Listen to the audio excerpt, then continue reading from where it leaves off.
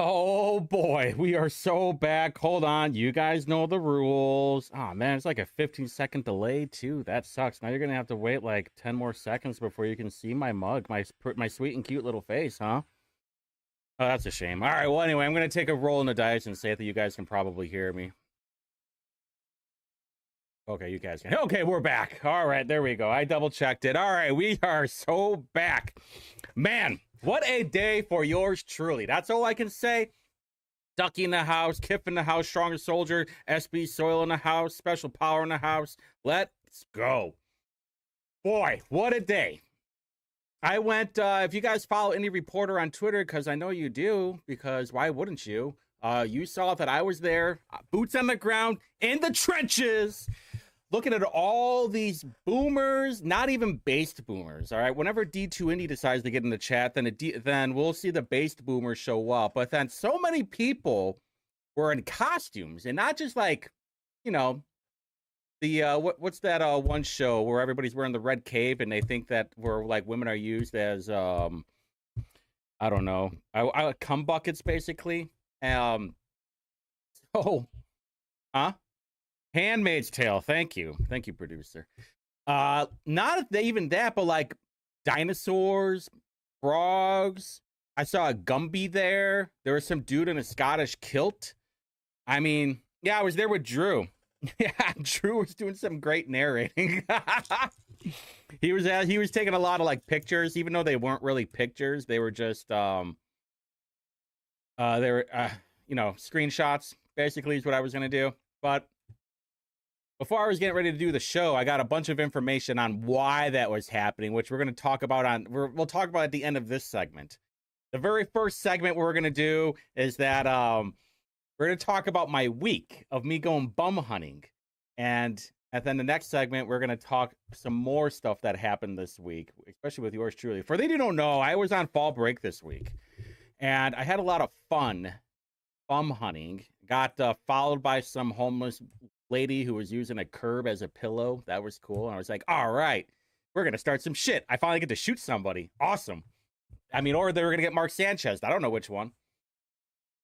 So, and then I found a bunch of camps over on the Pleasant Run. A couple of camps behind Back 9, which you guys don't know what Back 9 is. It's basically like Temu Top Golf over on the west side. Because they're trying to build up that whole into like a Soda area with Landco and everything. But yeah, that was a whole lot of fun. All right, so first things first, there was a post. This has been going around for the last couple of days, and the city of Indianapolis actually made a post like 5 hours ago about it. And I was telling everybody, we didn't post this on Indie Reporter because we already knew what was that. Because we are so high IQ and so high awareness, and we used a little chat GPT just to make sure things were straightened out. And we knew this had nothing to do with the residents for this AES tax rate increase. It had to do with the city. This thing had to do with high load customers. So it wasn't just the city of Indianapolis. It was Meijer. It was Eli. It was Walmart. It was a bunch of people. Drew in the house, let's go. I was just telling them about how we went and walking around the protest today, and we're gonna talk about the frog thing here in a little bit, because I don't think it had anything to do with Peppy. I think it had to do with just a frog thing. Like if you get like a cheap costume, happens to be that it was a frog. All right, so the city of Indianapolis, they put out a post saying that, oh yeah, hey Drew, what are you doing in Evansville, huh? Have a little fun down there, buddy. So, in an IRURC case, which is the Indiana Utility Regulatory Commission, the city of Indianapolis only had the legal authority to negotiate rates related to streetlights. While the city of Indianapolis is signatory to the settlement related to streetlight rates, that signature does not represent an endorsement of the residential rate request. That was what everybody was freaking out about. It's like, oh my God, the city has said that we're going to have what was like almost a 7% increase in our rate. It's like, no, they don't have any jurisdiction over that. Basically, they're not allowed to negotiate for the residents. You know, that's a completely different thing. So in here, and you know, that was really funny because I saw Jesse Brown. That's actually how I found out about this. Was someone had sent me a Jesse Brown tweet, It's like, oh, Hawks that threw us under the bus. We're getting an increase no matter what. So I just decided to have Chat GPT. It's like, listen, AI. We're not trying to figure out if a man is a man or a woman is a woman. Just tell me, am I reading this right? And that's basically what it was. It had nothing to do with the residents. So, hey, guess what, residents? We're still going to get totally hosed. I mean, hopefully the OUCC chick, that she's going to help save the day. But obviously, I don't have a whole lot of faith in that. All right, so what happened this week with the bums? I know we're starting it off early already. So if you followed the Tuesday show, I told you about how I had a speaking event. Went really well. I loved it. Tuesday is when I started going bum hunting. I did a little recon and found a few more camps too that I haven't taken any pictures of yet. I was going to tonight, but it's raining out and I'm not going to walk around downtown. I've done far too much walking. So first things, I went to the Pleasant Run Trail and there were, I don't know if I still have it up. I do not. Okay, that's fine. Went over to Pleasant Run and there were a couple of camps, not as many as I thought, but I think they're more on closer to the stream, to the river. And the only reason I say it is because last year when I was going over there when it was wintertime, when there was no leaves, you could see a bunch of it. And you can't really get down to the embankment. I might get, what is the, like, where you go fly fishing and you have that big old vest thing, spotters or something, wetters, whatever they're called. I think that's what I'm going to do next year. I think I'm just going to get like the whole gear. I'm just going to walk down the river and then take pictures of that. I have my gimbal. It actually worked. The problem is I used it last night on an interview and I didn't charge it. So when I was walking up the stairs today, it like went all floppy and it started failing. Waters. Thank you, Ducky. See, I knew Ducky would know. Ducky knows everything. Ducky totally helped me out with this. A common Ducky W. And so I was walking around the trail. Not too much. There is one particular homeless camp over on Keystone and Pleasant Run. And that one is very interesting because I've passed by it usually about once or twice a month. And I don't know if I still have it because we're so early in the week. And it keeps evolving. So like they had a 4x8 piece of plywood and they put like a skull and crossbones on it like they were a pirate. And then when I went over there on Tuesday, they just had a question mark, like they were the Riddler, which was kind of funny to be honest with you. Oh, I don't have it on here? How do I not have it on here? I thought I had it on here. No, I guess not. That's fascinating. Maybe I only put it on Facebook because I don't have Twitter on my phone for any reporter. I just have my actual personal one, my Bad Boy account, Bad Boys for Life account. And apparently I didn't put it on Twitter. So that sucks. Oh well. So when I was walking around, there was I noticed that like if there was a camp, they would move and they would leave all their trash on there. This was very, very common. And wherever they were at, they were, is this it? Yeah, okay, here we go. Hold on.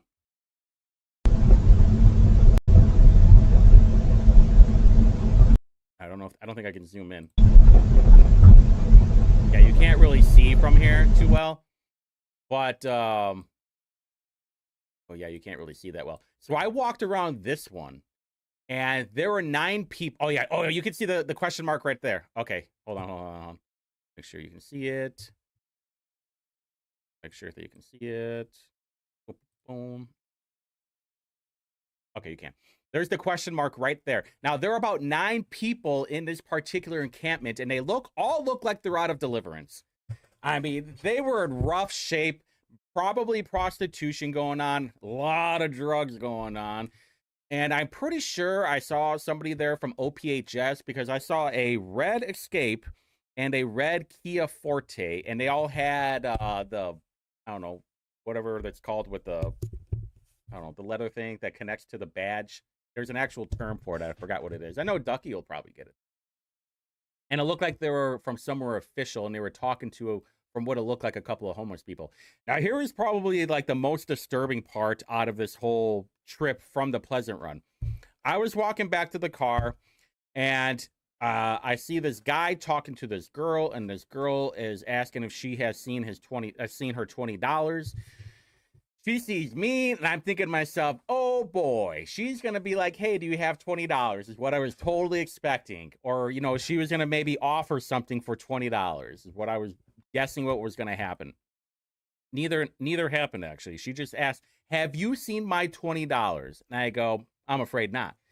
And she starts whimpering.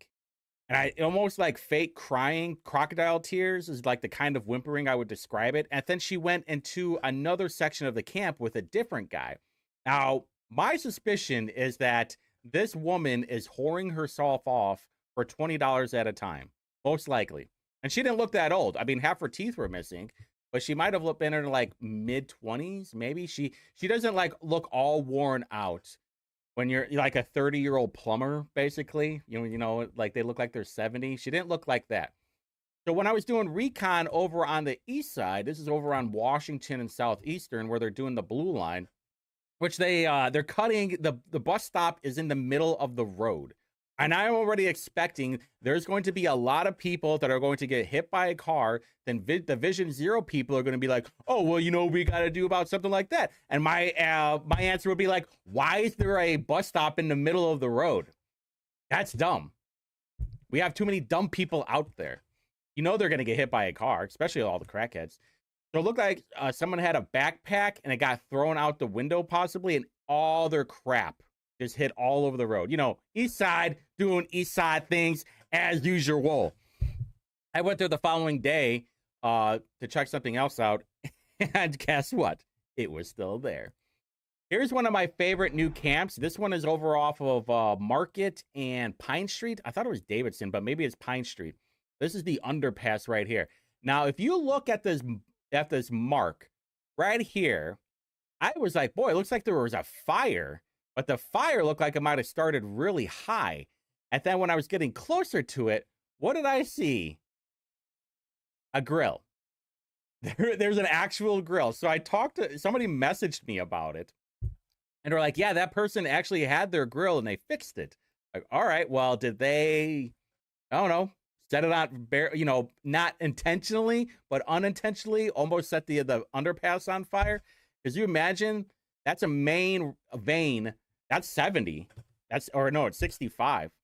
And it's like, do you imagine if the bridge got messed up and it had to be rebuilt because some homeless dude was trying to cook up some cube steak, and then the whole infrastructure gets weakened on it? Homeless people, man. What am I gonna tell you? What are we gonna do? All right, so hold on, let me make sure I got the right one. Okay, so I did have it ready. I want to make sure that I have this. Okay, yep. The next one.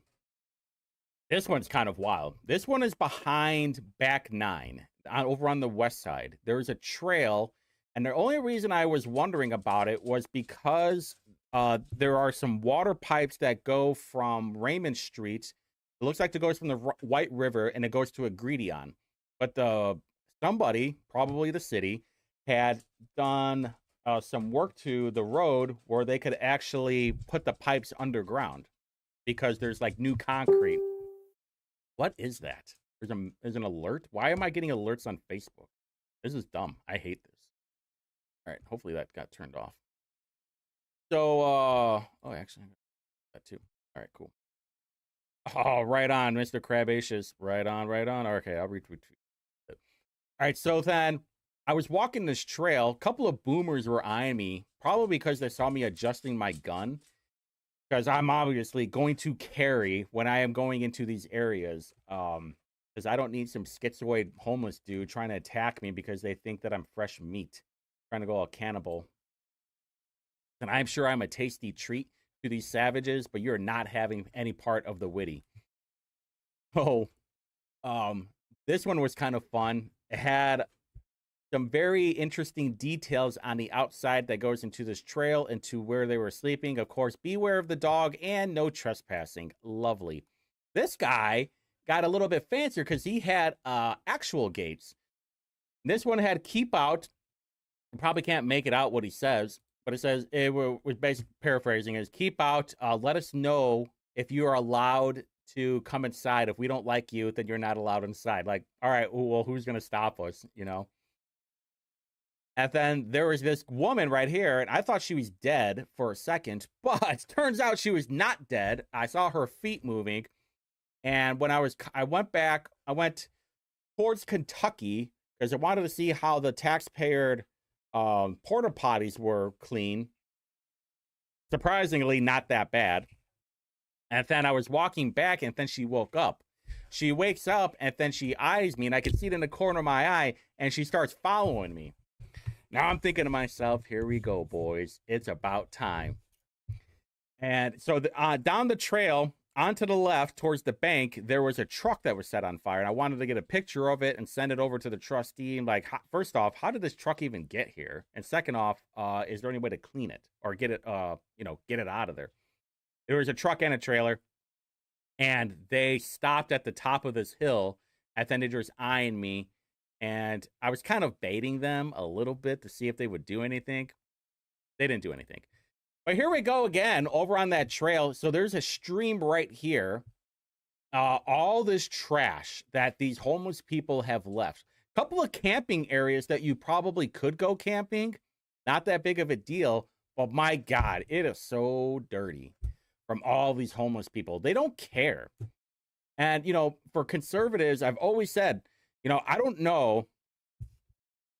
Oh, for sure. Yeah, Robert. Yeah. My empathy is toward the innocent and helpless and neglected dogs of these calamities. For sure. I mean, I hate it. My blood boils whenever I see a panhandler out with a dog that you can tell is really hot. And they're just using it as a weaponized empathy tool to try and get more money. It's like, hey, you know what? I can't take the dog, but I know you're just, I don't know how much you care about that poor animal that you're using to try and get more fun. Yeah, health and sanitation crisis. It really is. And it's not even like, if you're putting it on the road, that's one thing. But like, this is a forest, all right? All this stuff is getting leaked into the White River. And I know we had that smell apparently the other day. I mean, I didn't really smell anything. Maybe it just didn't reach on my side of town or where I was. But, I mean, it smells over there. Yeah, malnourished for sure. Well, do you remember that lady over on Fountain Square, Skid Row, where she had like she was burying a bunch of animals back there too. And then she was living in some like U-Haul van and they caught her with a bunch of animals. I mean, these are awful, awful people. All right, so there's no way of cleaning this up, by the way. You could have to take months with a large group of people to go through there and clean that whole area up. The problem is there are homeless people that you can't even see. There are camps that you can't even see. Actually, let me pull up a map real quick because there was one that I saw off the trail up high that I had never seen off the road. And then when I was coming back, I was like, oh, there it is. Now I see you. All right, it's over.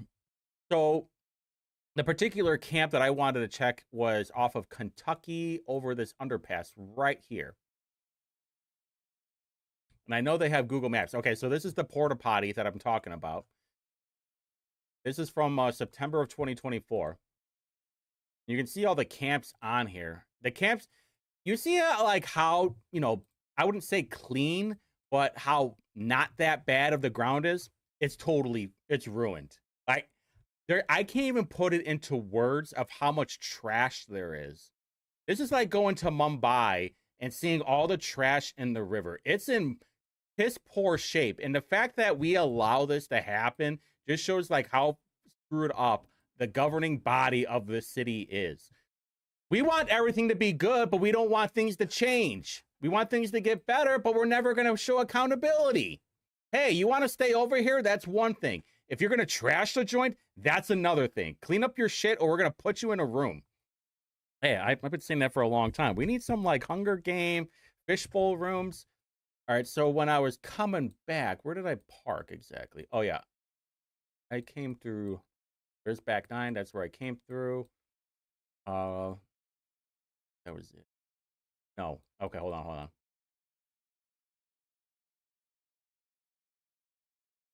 So they're like back here, which is really interesting that they were even able to get away with it. Hold on. What? There was another one that I was able to see off the path. I only went up to here because I wanted to see how bad a shape it was. Wow, 2007, huh? Oh, wait.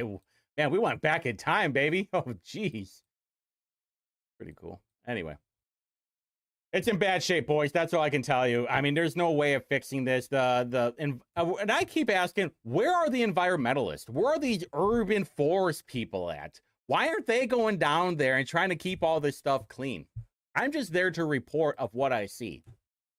And speaking of a calamity right now, Rollerball, yeah. What was that movie with Arnie Schwarzenegger where where you had like the ice guy and you had it wasn't Rollerball? Actually, hold on, maybe you're right. Maybe it is Rollerball.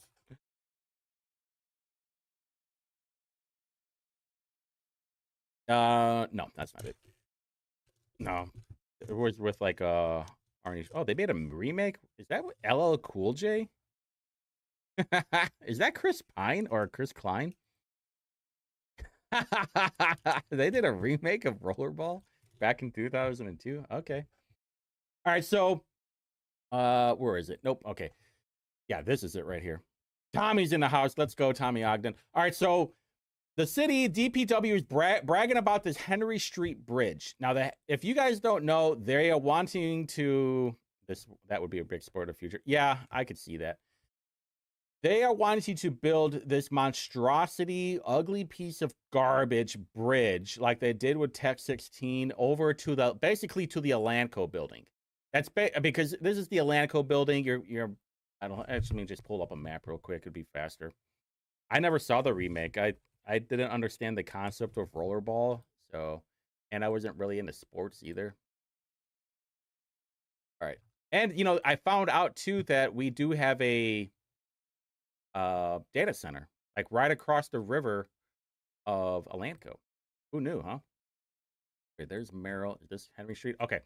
So it's gonna connect. Here's boom, bam. Okay. So here's Henry Street right here. Right above my head right here. And they're gonna connect it all the way and right across the river. Well, what is right there? Alanco. Yeah, the Green Lawn Cemetery. Yeah, and the right over there, Green Lawn and the Diamond site. And so they don't have to go through Kentucky because I think the Oliver is all messed up right now too. I don't know if you're able to go through Oliver from Kentucky. Oh, futuristic story. Oh. King of Rollerball. Remember Chris Tucker from Fifth Element? He was talking about that. Maybe he was just ahead of his time.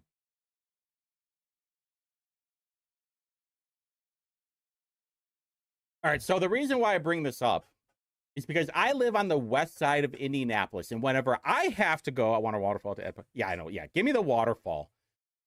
Just fix potholes, Okay, so I don't care about the Henry Street Bridge. And why? Because all it does is it's helping out Alanco, and they're like, oh, well, it connects the cultural trail. Yeah, I don't care. And the reason I talk about this is because I live on the west side of Indianapolis. And whenever I have to go to the city county building or go downtown for whatever reason to get whatever footage, I have to take these dumb detours. I have to take it from Rockville to Holt, and then take Michigan to White River Parkway. But then there's a detour for there, so I can't even take White River Parkway to Washington. Instead, I have to take Belmont to Washington, but then they're doing blue line construction over there. So then they're using the police over there. So it's all goofed up, all because of this blue line project. And I know they closed they were supposed to rebuild the bridge, and then it stopped. And then there was talk about the blue line, and then there has really been nothing going on at all for 2 years. I've been having to deal with this crap. And I think earlier this year, they said the bridge would be reopened by November. Well, guess what? We're like a couple of weeks away from November, and it's still not open. But we'll see, We'll find out. Hopefully, instead of a 20-minute drive to downtown, it will be back to the 12-minute drive downtown. I miss those days, you know, especially when I was door knocking. That was a real pain. But I went over there, and what do I see? I know you guys can't see it that well, but there are 7 people looking at a hole. That's what I'm seeing. Looking down at a hole, watching a guy do whatever, you know, plug through the ground for sewer or water or whatever, electrical. I don't know, and I don't care. The fact that it's been 2 years, I go over there, and there's a bunch of lazy people that are probably getting paid by taxpayer money, 99.9% sure that is happening, and it's still not done. Like, grab a shovel, go help out. So there's a pawn shop over there. There's a couple of used car lots. I think there's a shop, a auto mechanic shop over there. Oh, I got to talk about this too. And there's a guy from Joe's Auto that has a petition called Finish the Bridge, which I signed last year when I was running for office. And what I like to know is, where is Justin Moed? I got one of these this week. This is Frank Mail. This is taxpayer-funded marketing for legislators. Every single legislator gets one of these. So he's like, okay, let me read it to you. I'm focused on working to keep your cost of living down and fighting against utility rate cases. Really? What exactly did you do this session that did anything about that? He said, I testified to share my strong objection. Cool. Everybody else did too. To us, it recommends deny. Yeah, we know the Indiana Office of Utility Consumer Counselor has agreed with us and also recommends deny. Yeah, everybody knows that. The final decision on the rate increase will be made by the IURC next year. Yeah, we know that. Next session, I will seek to make the IURC an elected board that answers to the public. Utility rates should be decided by you, not unelected bureaucrats. You know, there was a lot of talk about that. And a lot of people agree with me on this statement. You are going to bring in the biggest douchebags and the biggest amount of money for these elected people. We have people in Marion County that don't even know who their elected officials are. They decided to retain all the judges that were up for retention last year, including Jennifer Prince Harrison. We have people that voted for Joe Hogsett a 3rd time. Ryan Mears will be for a 2nd time. He doesn't even have to spend a penny, because we all know that over half of Indianapolis is full of morons that care more about abortion and weed than about public safety and the roads. It's so lame. And by the way, you know damn well I'm going to be paying attention what this shitbag is going to be putting up for bills next year. Basically, the last couple of years, all he's been doing is copy-paste on his bills for changing the funding formula, which we know he's not going to do. Basically, he's their little bitch. And that's because of Sydney Leathers. You guys already know about that. I don't even have to. It's a broken record at this point. It doesn't really matter because Indianapolis is full of morons. Okay. You guys remember when DPW was bragging about the glow-in-the-dark trail over at Brookside Park? Spoiler alert, the park closes at dusk. So you're not really allowed to be in the park when these things are being activated, which is, I think it costs $7 million. This is where I'm confused. Did the trail cost $7 million, or did adding these glow-in-the-dark rocks to the asphalt of this trail cost $7 million? Either way, it's dumb. So I go over there. I'm like, I'm going to go over there and I want to check it out. Primarily because, yeah, totally the gay trail. Yeah, that's the nice way of saying it, by the way. It looks more like a bukkake trail for the most part. It looks like a bunch of homeless crackheads went over there and flung their ropes off there after they got done when they're all doing whatever drug, whatever. I would say fentanyl, but they got that fentanyl then. And they're definitely not shooting ropes into the asphalt. All right, so I go over there, and I wanted to see, like, well, how long does the trail go? Is it only for, like, 100 feet? Does it go the entire way? And I did, you know, it's a long trail, and they had these everywhere. I started coming back to the car, and I noticed, like, boy, there's a lot of holes in this asphalt that would match the size of the rock that it should have. So then, you know, I bend down, I have my little switchblade. I have my pokey tool in case somebody wants to get loud with me. I'll go Mark Sanchez on them. And I was just like, I'm just picking it around with my finger, and I pick it with the knife. I don't even have to put any effort into it. I didn't pull it out, but it's wiggly. You know, like when there's a child who's about to lose a tooth, and it's like it's loose like that. That's how most of these rocks were. And I didn't want, there were other women that were walking on the trail. And listen, all right, you're all ugly and fat. All right. And I'm not a monster. So, I'm not going to do anything. I'm not focused on you and your yoga pants. I'm focused on these damn gay stones, these gay glow in the dark stones that we, the taxpayers, funded for this dumb trail. So, yeah, it's closed at dusk. More wasteful spending. And somebody had made a comment. It's like, oh, that's just aeration in the asphalt. That is totally wrong. Because when I was walking Pleasant Run, there was none of these holes that they were having on this particular trail. So I imagine the next, couple of years, most, if not all, of these stones are going to be out of here. I don't know how they plow the trail. I don't know if they have like a plow on the ATV where they're pushing it, like everything else. Like, water's going to get captured in here, and what happens when water gets frozen? It expands. So you can make an argument that this trail will degrade even faster because of these stones coming out of the trail. But you know what? I'm just some guy on the internet that's spewing the obvious. I'm not someone of these overpriced engineers for DPW that can't see the trees in the woods, however you say that. And I went to Irvington. It's gross. It's gay. I mean, it's gay as fuck too. And I'm saying that literally because there's pride flags everywhere.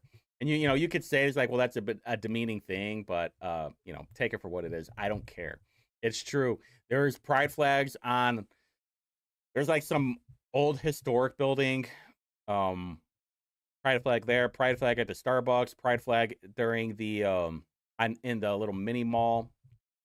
Or like Giacomo's and stuff.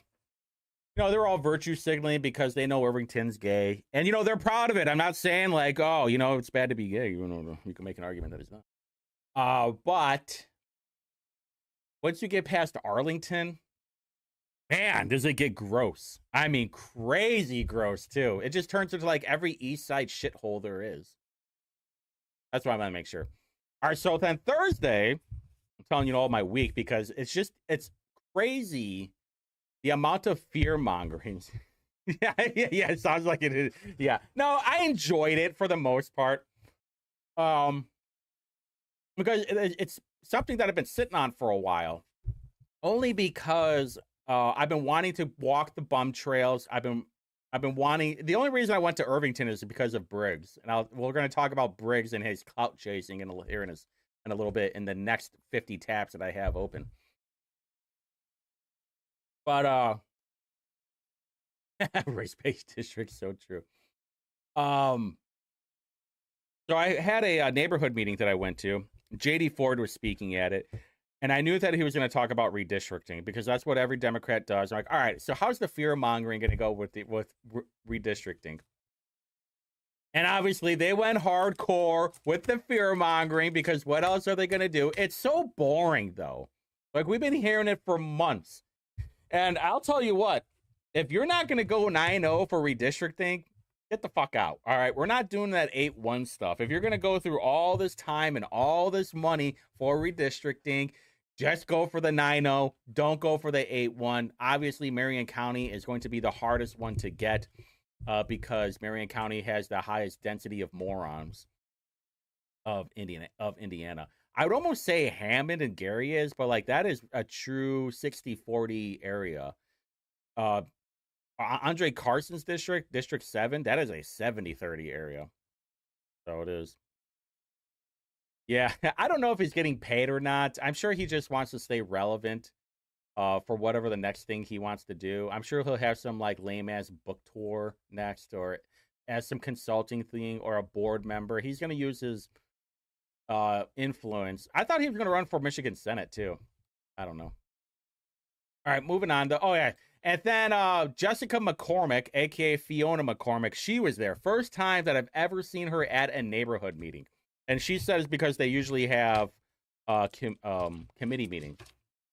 Listen, this particular neighborhood meeting only meets twice a year. I think you can like actually go and meet with your constituents twice a year. Uh, most of these committee meetings are lame. So they started talking about data centers, and this is the kind of like shrilling voice. My ears were getting waterboarded every time that she talks. It was nails on the chalkboard, and we all have met women like this: a shrill voice, annoying, has no idea what she's talking about, and she has to interject herself in every conversation that there is because apparently she is the smartest person in the room. Yeah, definitely handlers. I do not like Fiona McCormick at all. After this meeting, I hate her even more. I do not like her whatsoever, but she's going to win because we have a bunch of morons in District 16 that will continue to vote for her. So, all right. So then Ethan Hatcher had tagged Indie Reporter, particularly about these bums and how they were stealing electricity off of this electrical box. Apparently, there is a 120 plug. I don't think it's this one. Yeah, I don't think it's this one. This one, because their face is that way. And they were stealing. They're charging their phones. They were charging their vape. They were charging whatever they could charge. So I went and looked on Google Maps. Dude, it's been around for a while. I mean, for reals. They've been stealing electricity. I mean, this is from June of 2024. So I went over there because I was on fall break and I wanted to check it out. Indy continues to do nothing for or with the homeless population. Yeah, we need to deport them. That's all we need to do. We need to catapult them out of the state. That's all we have to do. You know how we take care of the homeless population? Either you're going to get clean and be a part of civilized society, or we're going to ship you off to California. That's all we have to do. But apparently they've been doing this for a long time. I went over there. I didn't see anybody over there. This was on Wednesday. I'm sure there still might be people hanging out. But speaking of Ethan Hatcher, man, he got one of his homes shot up. Lot of, what is it? I think that's at 35,000 impressions. I think it went up. It's at 35.7 thousand impressions. He was talked about on the news. Rick Snyder had him on there, retweeted him too. So I was listening to Ethan Hatcher Saturday nights, by the way, 7 to 9. Something on the circle. It's on YouTube. He was talking about how his personal home was shot up in 2022, not because they were looking for him, but basically they were just shooting. They were going after somebody else, and his home was shot up in the process of it. And then he said he was comparing this one. He said this one got shot up like crazy. Got in the brick of the foundation. A bunch of windows were shot out. The framing was shot out. He said it doesn't look like IMPD had collected all the casings because he kept finding them, which I thought was interesting. So man, East Side is a shithole. I don't know what else I can tell you. All right, so let's talk about Bo Bai, because this guy's going to be a problem. So as of 10/16, what was that? 2 days ago, I think. Yeah, I mean, the whole shootout thing is crazy. I'm a little bit surprised it hasn't happened to me yet. All right, so this was from Thursday night. We counted up. Yeah, very scary. Imagine you're on the pooper and your house gets shot up too. That would be worst case scenario. You're like mid wipe, and then you get shot in the arm with your wiping hand. Man, bad day for sure. So we counted up all of Bo Bai's donations because he has been getting a lot of them. And the out-of-state donors compared to the in-state donors is very interesting. Out-of-state donors, 385,000. This was Thursday, by the way. He's gotten more money. In-state donors, $200,000. So $585,000. He got another $30,000 on Friday, so he's over $600,000 right now. Now, this is what's funny, because Democrats constantly bitch about what? The out-of-state money, right? They constantly talk about it, but then when you have dopes like Gary Snyder, he just says, oh, you know what? That's just how it has to be done. All right, so I don't want to hear any more Democrats ever talk about the massive amount of donations a candidate is getting and the massive amount of out-of-state donors that the candidate is getting. So then he had John, this was from Friday. This was another $30,000 on Friday. John Mellencamp donated to Bo Bai. Now, I did not know this, but John Mellencamp was born in Seymour. And when I looked him up, it shows that he is a socialist. Yeah, when I looked up the political party.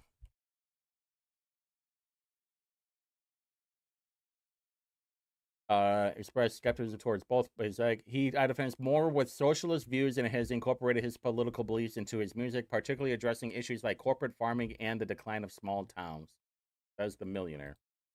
All right, so all right, that's not it.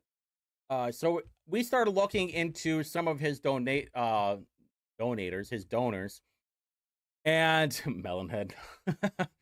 One of the people, Adam Aaron, he is the chairman. From what we found, he is the chairman and CEO of AMC Entertainment Holdings. He has donated a lot of money to DSCC and the Lincoln Project over the last 2 years. Now, we have said this a lot of times. If you're going to run for office and say that you're better than Diego, then you better be better than Diego. The fact that you're getting these massive amount of donations is telling us you are not a grassroots guy. No, and obviously a couple of these people that he donated as well, Democrats, from what it looks like. The problem was farm made money really good. Yeah, I know.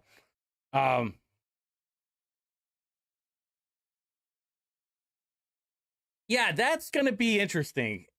Nationally, DNC has only $15 million on hand. Bobo is getting a lot of love from the big DNC spenders who want more sane-looking candidates.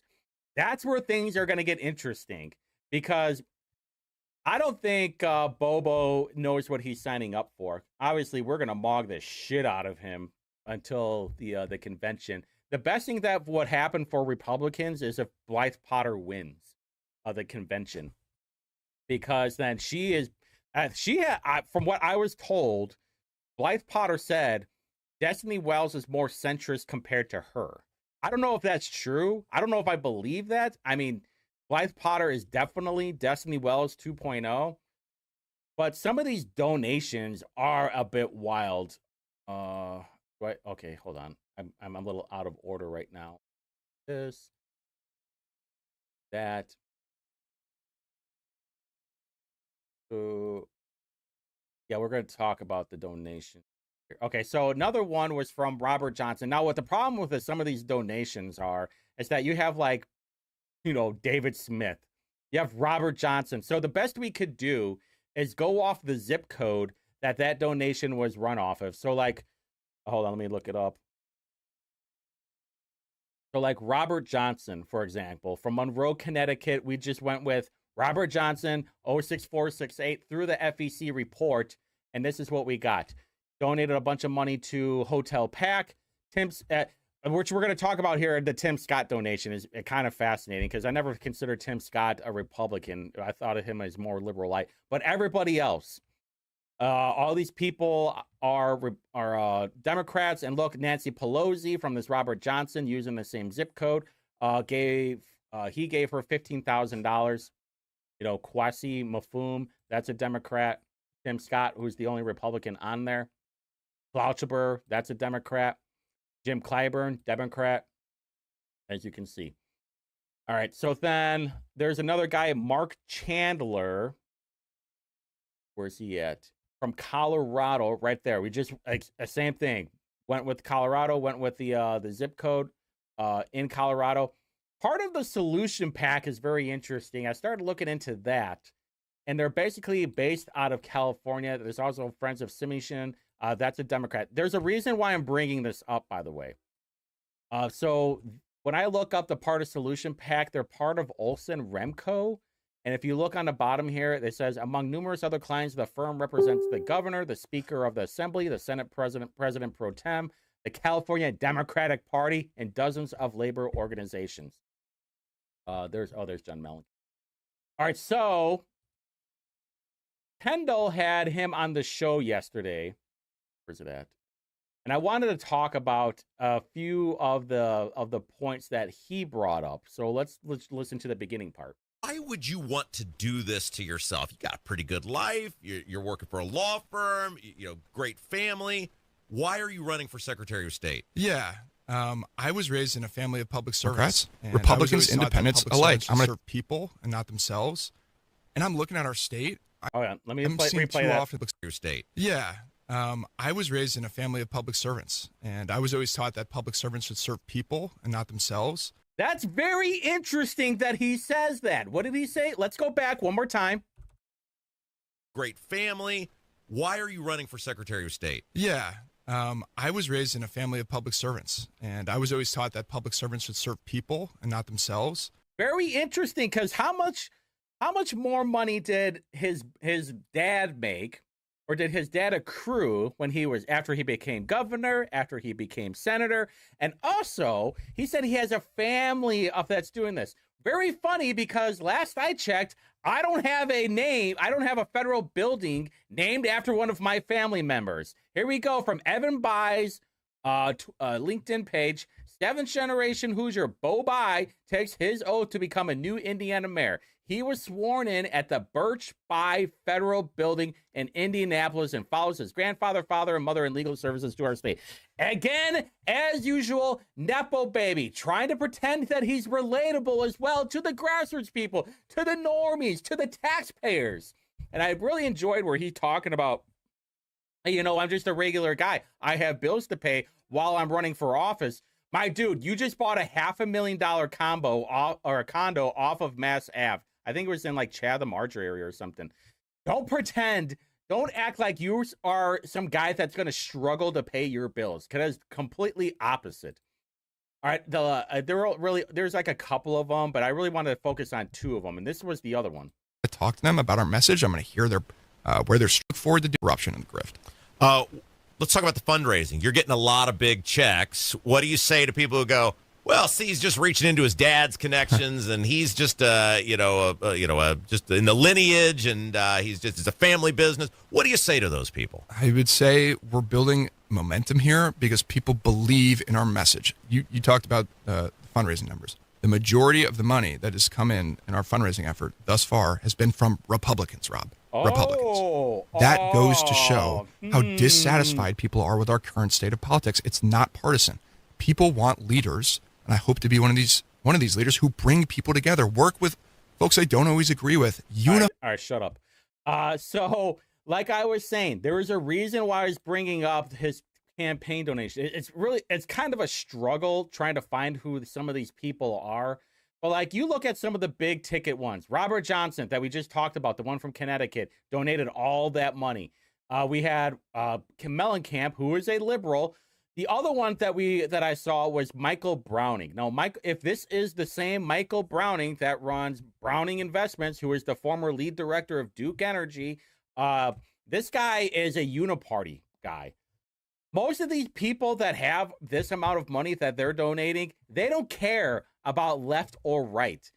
They only care about getting more leverage so they can get more things done. And we have Ann Delaney too, who's I think the wife of Ed Delaney. And then we have Cindy Simon, and the Simons are massive Democrat donors. So if he wants to say, oh my God, they're mostly Republican donors, who? That's what I want to know. Who are the Republican donors? Do you think these are grassroots people shelling out $10,000 at a time? Do you think these are Trump supporters giving you $10,000 in donations? Because I'm going to tell you right now, that's not the truth. Who are the Republicans? That's what I want to know. And I'm not, it was a good interview by Kendall for sure. And he said he's going to have him on the show again. Dude, get me on the show. I want to interview this guy. I have questions, and it's not just because of the donations, because they're going to be filling in more and more. I want to talk about his chairperson for his committee. He had yeah. And the reason I talk about that is because Brandon Sackbun, who is the mayor of Terre Haute, he is he's a dope. And I'll show you here in a second, but Ben Verbanik, who's in the Terre Haute area, he interviewed Bo Bai. In this race. Bo Bai says that he will be campaigning on transparency and accountability, and he tells me if elected, he will work with Republicans to help deliver for Hoosier residents. Bo Bai says that in today's divisive political climate, he will work with Republicans and Democrats while he fulfills the responsibilities of the Secretary of State position. Those responsibilities Also, I want you to pay attention of how this kid talks. He sounds like he's high all the time. Abilities would include overseeing elections in the Hoosier state. My top priority, if I'm successful in running for this office, to keep our elections secure. No illegal votes, period. But at the same time, I am deeply concerned that our state ranks 50th at the bottom of the United States in voter participation. Okay, first off, what does the government? It's not the government's job for you to participate in voting. There are so many people that don't vote because they just don't like the candidates. And you're going to tell me, no, you need to go out and you need to vote. Or how about the amount of people that when I was running for office that I saw the voter rolls that haven't voted since Barry was in office? Do we even know if these people are alive? Do we even know if they just don't want to vote anymore? The voter roll needs to be updated. There needs to be a law where if you have not voted in the last 10 years, that you are automatically off the voter registration and you have to vote again. Ireland doesn't have a butt chin. This guy, you're going to have to wipe his ass. I'm sorry, his chin from all the crap that he is spewing out. Bai tells me that he would be interested in creating a statewide ballot referendum and increasing early voting hours. He also took... Okay, increasing voting hours. Dude, early voting in Marion County, I think, is a week. If you can't find within that week to do early voting in person, then you're just lazy. Time to criticize spending practices of current Secretary of State Diego Morales. The person currently in charge of that office has spent $90,000 of taxpayer money on a luxury SUV so he can drive around our state and act like a king. He has hired his brother-in-law and pays him a six-figure salary. He has taken trips all over the world. See, look, butt chin. Still doesn't tell us who's paying for them.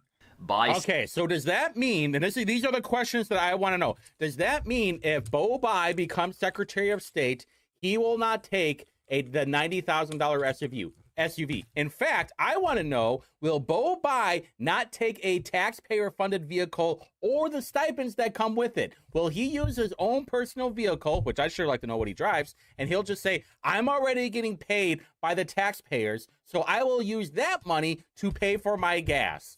I'm already going to get paid, what, $175,000 a year? And I'm going to use that money to do the traveling, whatever the gas is, the food is. Says it's time to say goodbye to these practices and tells me he will audit the Secretary of State's office on day one. First day in office, let's do an audit of the Secretary of State's office. I welcome input from the governor, from the Attorney General. Let's open the books on this thing. Okay. I want to talk about that for a second. Look at what the audit was for the IEDC. Did anybody get in trouble? No. Any criminal charges? No. Is it been swept under the rug? Looks like it, right? Now, what happens when we find out who paid for Diego's trip to India? You think anything's going to happen? No. In fact, it will be so old news that people won't care anymore. That's just how it happens. Unless there is a accountability, a consequence, or is there anything done criminally? Yeah, it's scummy as crap, but doesn't mean that he did anything illegally. That's my point. And it would be great if we were able to call out these people, but look at what's going on in the Hogshead administration. Everybody's covering him right now. Are we going to talk about, is IndyStar going to talk about the contracts with TWG? No? Okay, then what does it even matter then? Allegedly, Bo Bai lives in Indianapolis, and Indianapolis has a higher crime rate than Chicago, from what I'm being told. Now, is he going to talk about his colleagues, his own party, of how the joke of the state is Indianapolis? Because I would like to know. T2 Indy Hound on the house, let's go. Dude, he's 100% going to turn into a Micah Beckwith. I do not trust a single thing that this dipshit kid has to say. This kid would get fucking mogged by me in an open debate. Without a doubt. This kid does not even know what he's talking about. He had this commercial where he's like, we're going to lower taxes. Hey, we're going to help out the regular tax person. With what? That's not part of your job. You dope. And besides, look at all the money that you're getting from these people. You do not have the spine. You do not have the testicular fortitude to take these people head on. You and your whole shithead family has been reaping the benefits of your last name for the last 50 years. You have a federal building named after you. Shut the fuck up. All right. I know I'm getting wound up right now. Okay, I got to calm down. All right. So I want to talk about Sack Bun for a second because the guy's a dope, an absolute dope. Now, if you guys don't remember, during the SB1 conversation, he had to bring in his handler from AIM. What the hell is his name? I forgot. It's that. What is his name? If you guys don't know what AIM is, it's the Accelerate Indiana Municipalities. Vibrant communities keep Indiana moving forward. They're the centers of culture, arts, and education where Hoosiers live, blah, blah, blah, blah. We work closely with legislators on key initiatives to attract and retain the best businesses and brightest talents in our communities. AIM is also proactive in sharing our key initiatives. We were delighted to serve you and work with. Who's that? Yeah, I know that. Oh, what is it? Oh, it has a Grand Cherokee. Okay. Douchebag! Why am I not surprised? They could have been like a Wrangler and he'd be having all those duckies on there. There's only one base ducky and they're in the chat right now. All right, so Brandon Sackbun, when they had a hearing for SB1, Brandon Sackbun and Sue Finkum are so terrible at their job that they had to bring in their handler from AIM to handle all this. This is from February 4th. This is the testimony about SB1. Thank you, Mayor. Hey, don't tell me I need a joint. Last time I checked, there's still violence going around in all these areas that have legalized weed. Thanks for being here, Campbell. Thanks for your testimony, too. I guess just a simple question to both of you. What is an acceptable property tax reform? What cuts could you take? Shackbun's going to run for governor. For sure. And he wants to use Bo Bai as the back door into it. So Bai wins Secretary of State. It'll probably be a Bo Bai lieutenant governor and a Sackbun governorship. Okay, let me replay this.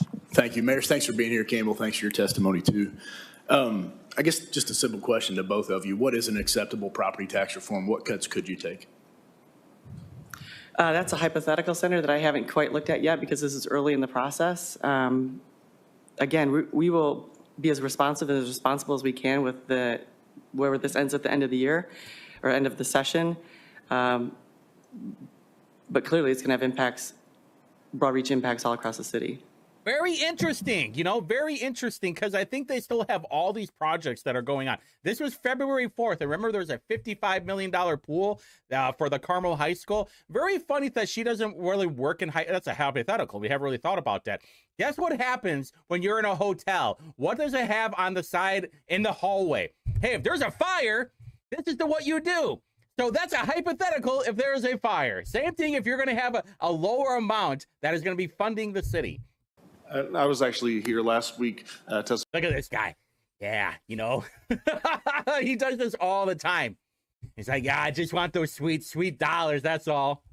Testifying in favor of a couple of property tax reform bills that were targeted relief specifically to the folks who need it the most. And I think that's probably the best way to handle this to those folks who've had the most negative impacts from rising AVs on their homesteads. If there could be targeted relief to the folks who need them most, I think that would make the most sense so that those folks get relief without broadly affecting the ability for us to provide overwhelmingly. Okay, so same voters that so let me ask it a different way. The same voters that elected you overwhelmingly elected Governor Mike Braun that ran on property tax reform. Okay, first off, Sackbun's a Democrat. And I don't think Chris Garton knew that. The people that voted for Brandon did not vote for Mike Braun. All right, let's just get that straight. Because it was a 60-40 win. Look at those same voters right now and speak to them and tell them what's acceptable.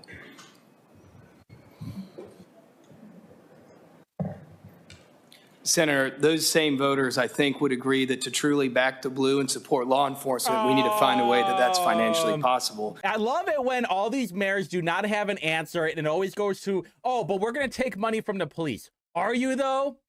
Why is it every time that we talk about, well, you're not going to get more, you're not going to get as much money, it always has to come from the police? What about your DEI departments? That's what I would like to know, because I remember, I don't know if it was this account or the previous account, but I had asked Sackbun about that. If you had to put a priority on the person that you are hiring, would it be the person who is best for the job or their race? And he could not answer that on Twitter. It was more or less like, well, I think we could do both at the same time. All right, you fucking dope.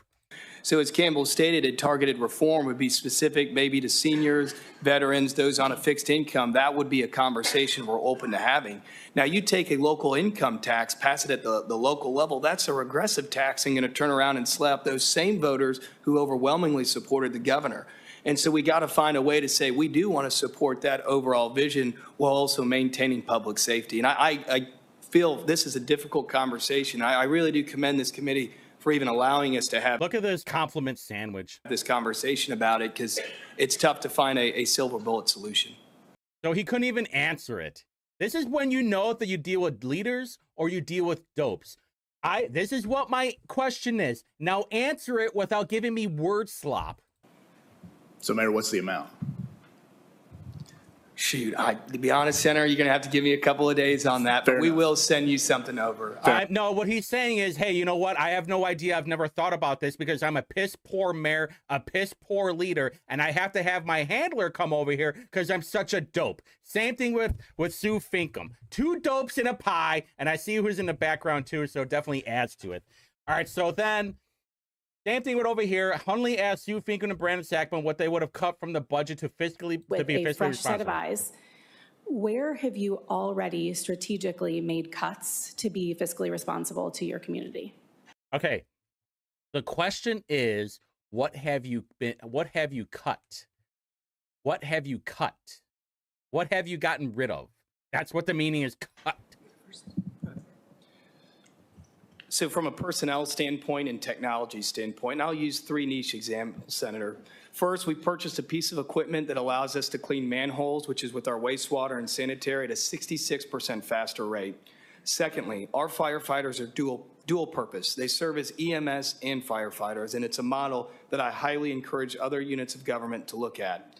And third, we paid off our debt. We used some casino revenue to pay off our debt. We refinanced bands into bonds based off interest rates. We are hyper-focused on the financials, and that includes personnel as well as equipment. We're trading in old equipment to get a better price, to get newer equipment if needed. And a lot of times we're saying, look, folks, we can't purchase that for your department right now.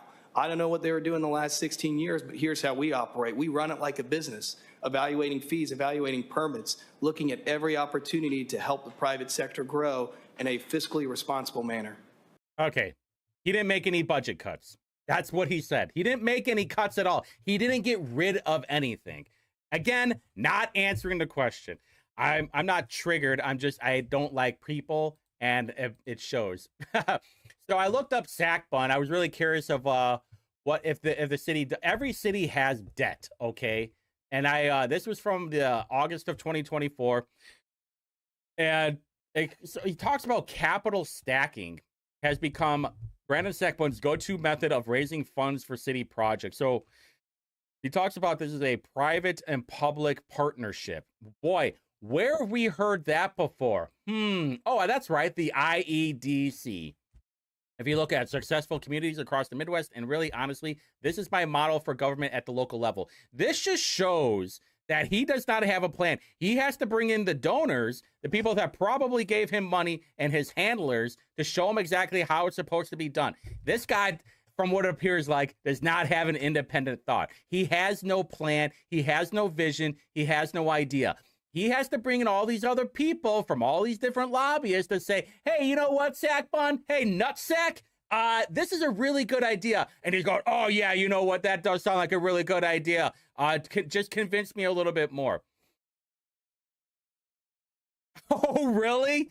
Terre Haute just approved. Okay. Oh, if you have an article of that, please post it. I will post it on Twitter. Or if you tweet it, I will retweet it. Terre Haute just approved $100,000 at their last city council meeting to study how to make their school system better. Grifter Consulting for the win. As usual, it's always the consulting people. Listen, I am going to be harping on this until the convention, and I'm hoping that Blythe Potter wins the convention. Only because she's a crazy person, and nobody wants a crazy person as Secretary of State. Yeah, no, he's pretending to misunderstand the question. That's 100%. Yeah, that's exactly why I hang around more animals too, Ducky, for that particular reason. And I did not know what the stacking was. So basically, if you have a project and then you want to fund it somehow, well, you're going to use, hey, the city's going to invest this much, and here's the loan for this. And then, but then a private company comes in and says, well, we're going to invest this much, but we want some of the take on it.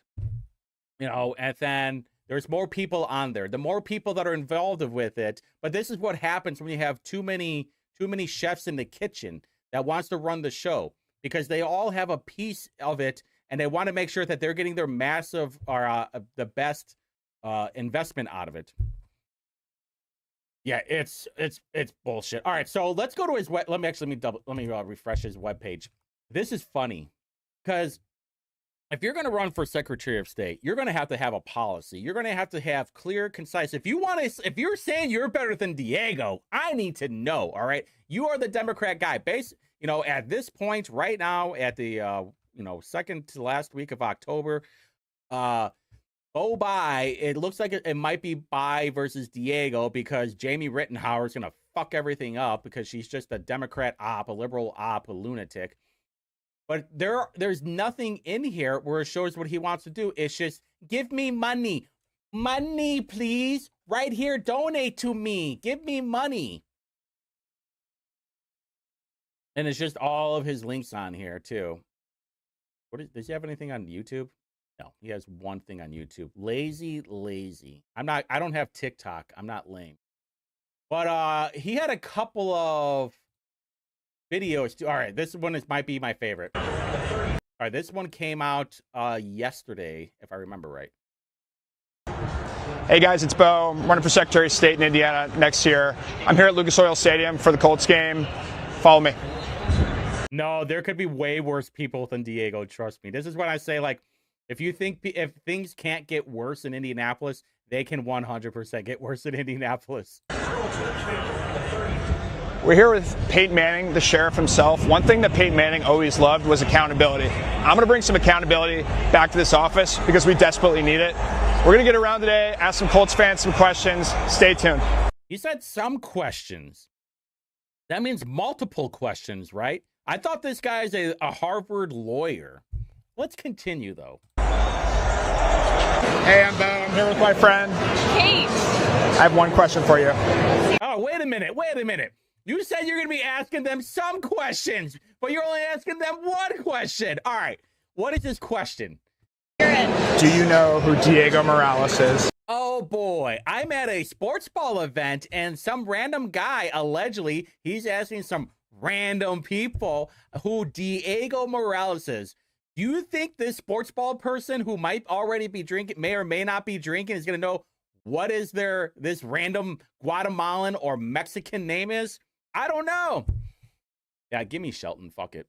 If I had to pick a shit sandwich, I mean, not saying that Shelton's shit. I mean, I definitely have some concerns about him, but I don't. Do you know who Diego Morales is?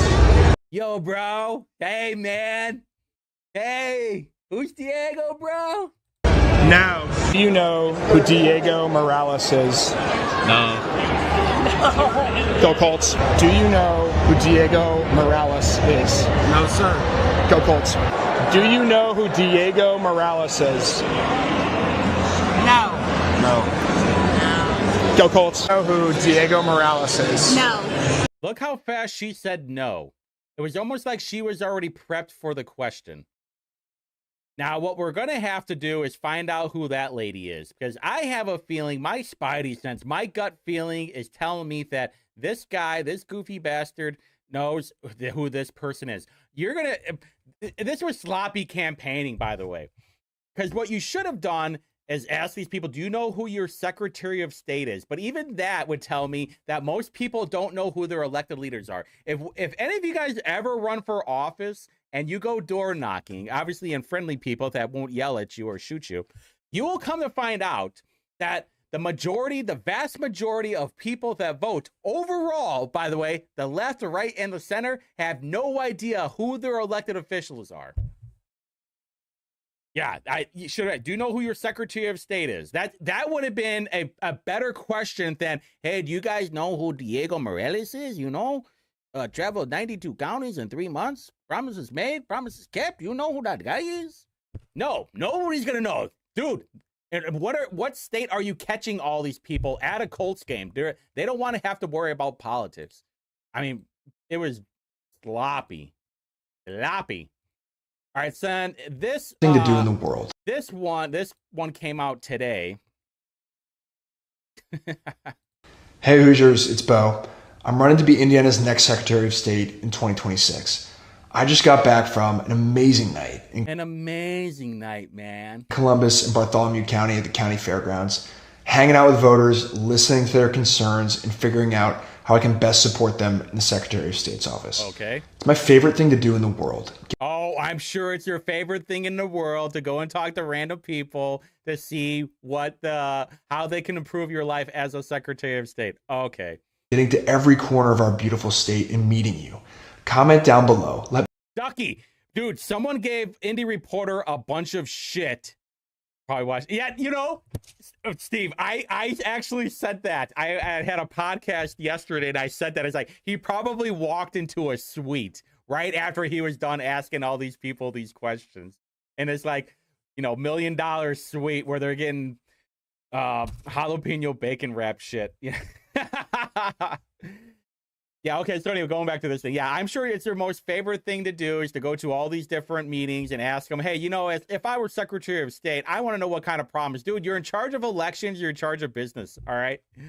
You're just making sure that people aren't trying to screw people over. Also, I imagine you're going to be getting a bunch of donations from dealerships. You're not going to be any better than everybody else. In fact, you're just a Trojan horse to bring in all the psycho people. Let me know what county, what town you live in, and I look forward to seeing you there soon. Whatever. All right, so of course Snyder Report had to put in his own dipshit opinion on what was going on. Sloppy campaigning is asking voters questions. Bold text, Steve. John Bush called that listen to Hoosiers, something Diego wouldn't recognize if it came with a reimbursement form. Okay, what question he's asking? And this is what happens when you're a fat, ugly piece of shit like Snyder right here. This guy is a disgusting toad that hangs out, and all he does is just talk shit about nothing. Oh, apparently. Oh, I forgot that we muted Jesse.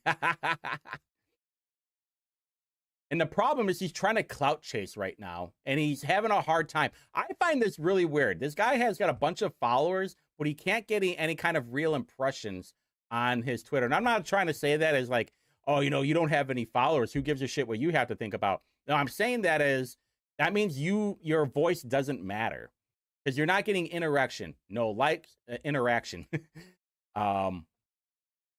Yeah, his brother works for the Colts. He talked about it in a Gary Snyder interview. If you listen to that interview, Bo Bai gets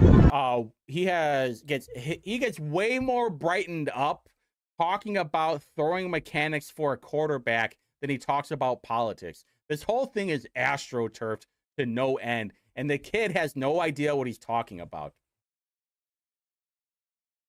Yeah, I didn't know. It's a twin though. Anyway, Gary Snyder's a piece of shit. So, all right, enough about Bai. We're going to be keeping an eye on the kid. So I went to the No Kings rally today, and oh boy, I did a lot of walking. I even went up 10 floors on a parking garage to get this view.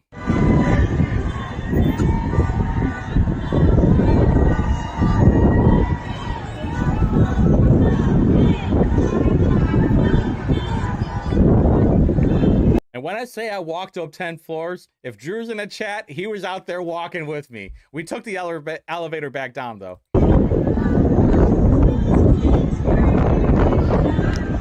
And I'm hoping if D2 Indy's in the chat that he appreciates the gimbal work that I did. Because I bought it for him. But this is what, I mean, It's full of boomers and LARPers and cosplayers. If you didn't know that the No Kings protest was going on, you thought it was a Comic-Con or a Gen Con event, because these are just very unserious people. These are the people that were in there. It was mostly filled with unbased boomers and cosplay people. And these were some of the pictures that Tony Cook took. If you followed the live stream, you would see it all as well. You got that, you got that, you got that, and you got that.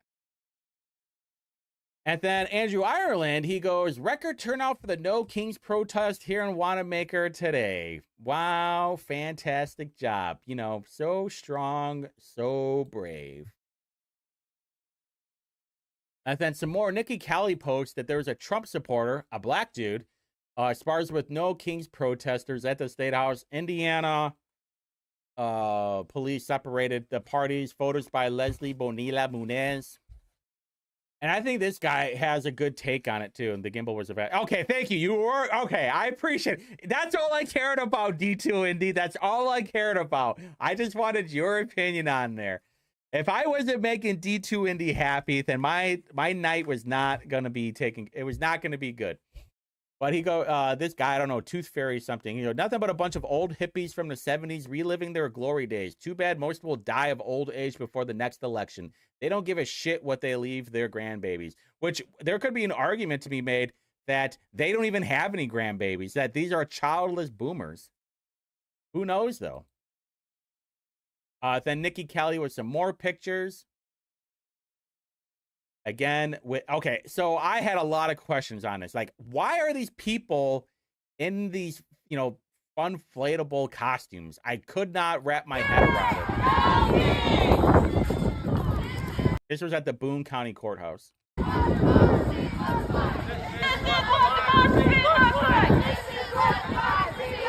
right, it's lame. So this was from WTHR. I've been talking to the Collin County Democratic Party. In particular, the Trump administration. Walk ahead and walk this way and show you a little bit of what we're seeing right now. Now, all week I've been talking to the Collin County Democratic Party. In particular, the Trump administration's immigration policies and federal agents going into American cities like Chicago. You can't take anybody serious when they're dressing up like that. And I found this article from WTHR about that, and like why they're dressing up as inflatable costumes. And in this article, they say the costumes lower tension and draw attention without violence. The tactic started in Portland during the ICE protest and spread across the country. I know, right? So true, Tyler. So true. You imagine them getting in Frozen like Steve Rogers and being like, what the fuck is this gay shit? Lighten up a Lucky Strike. What did I do? I fought on the wrong side of history.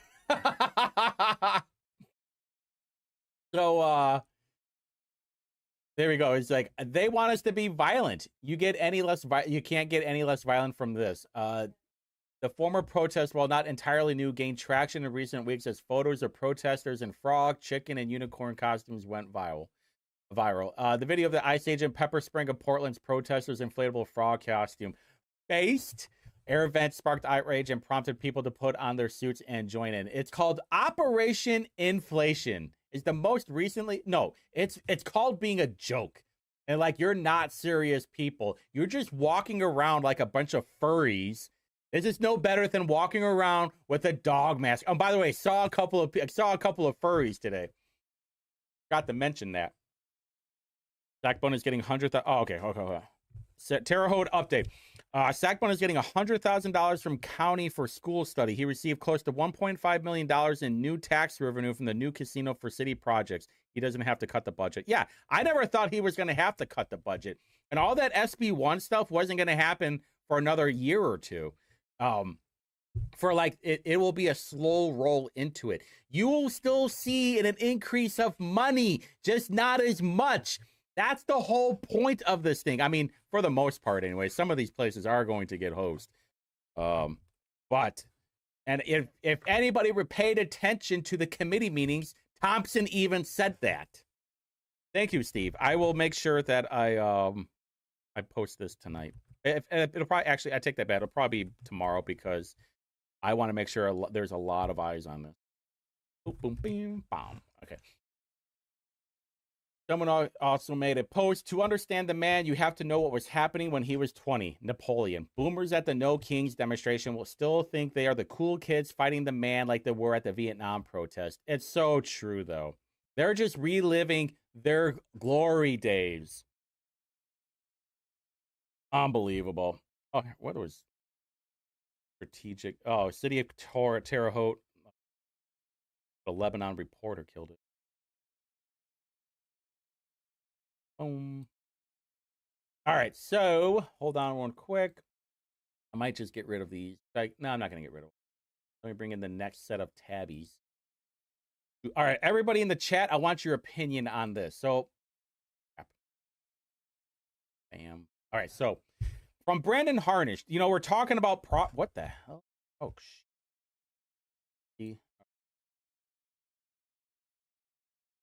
Brandon Harnish, Paleo GOP. So from Rob Kendall, he goes, you nor anyone else can produce a single public poll that shows people in Indiana support the Republicans' plan to alter maps to win elections they can't currently win because of their ineffective governance. Now, what it sounds like from what Rob is saying is that if you have good governance, people will vote for you. And I'm here to tell you, that is 100% wrong. Look at Joe Hogsett. Look at Ryan Mears. This place is a shithole. This place is run by dopes. And it doesn't matter what kind of good governance or how, things will always get worse. And then people will still continue to vote for that. Look at LA, look at Chicago. If you want things to get better, you have to make sure dumb people don't vote, which will never happen because we allow everybody to vote. So Paleo GOP / Brandon Harsh goes, Rob will tell you that on X that good governance wins elections. Then on Arrow, he'll complain about Hogsett and Mears keep winning any despite governing terribly. The reality is there's no clear connection. Winning an election in a mass democracy isn't a simple reward for good policy. That doesn't mean good governance doesn't matter. It matters for those of who still care about the common good. The cost of living isn't improving. The federal government spends too much. AI and private debt are poised to collapse the House of Cards economy. Political violence is rising, and the White House is too preoccupied with foreign countries. We have a serious problems. I'm not satisfied, but don't confuse politics with governance. One wins elections, the other builds a country worth handing down to our children. And that's the truth.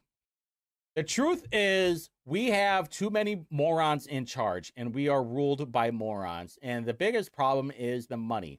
Well, I would say the biggest problem is we allow morons to vote. That's just the truth. You know, some people talk about bringing back Jim Crow laws because Jim Crow laws prevented morons to vote because they thought it was a racist thing. Well, it turns out that the Jim Crow laws also applied to white people, particularly for voting. If you couldn't read or write, you weren't really allowed to vote. You know, back in the day, Indiana used to make you pay to vote. I think we should bring that back. And then also have it on there that you can't pay with an EBT card.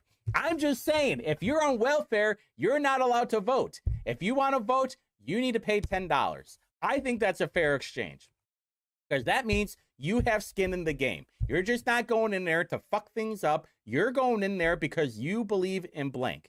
And the problem is with all this rhetoric about Bo Bye, this is just going to be like 2020 again. It's going to be, I'm not pro-Biden, I'm just anti-Trump. And look where that got us.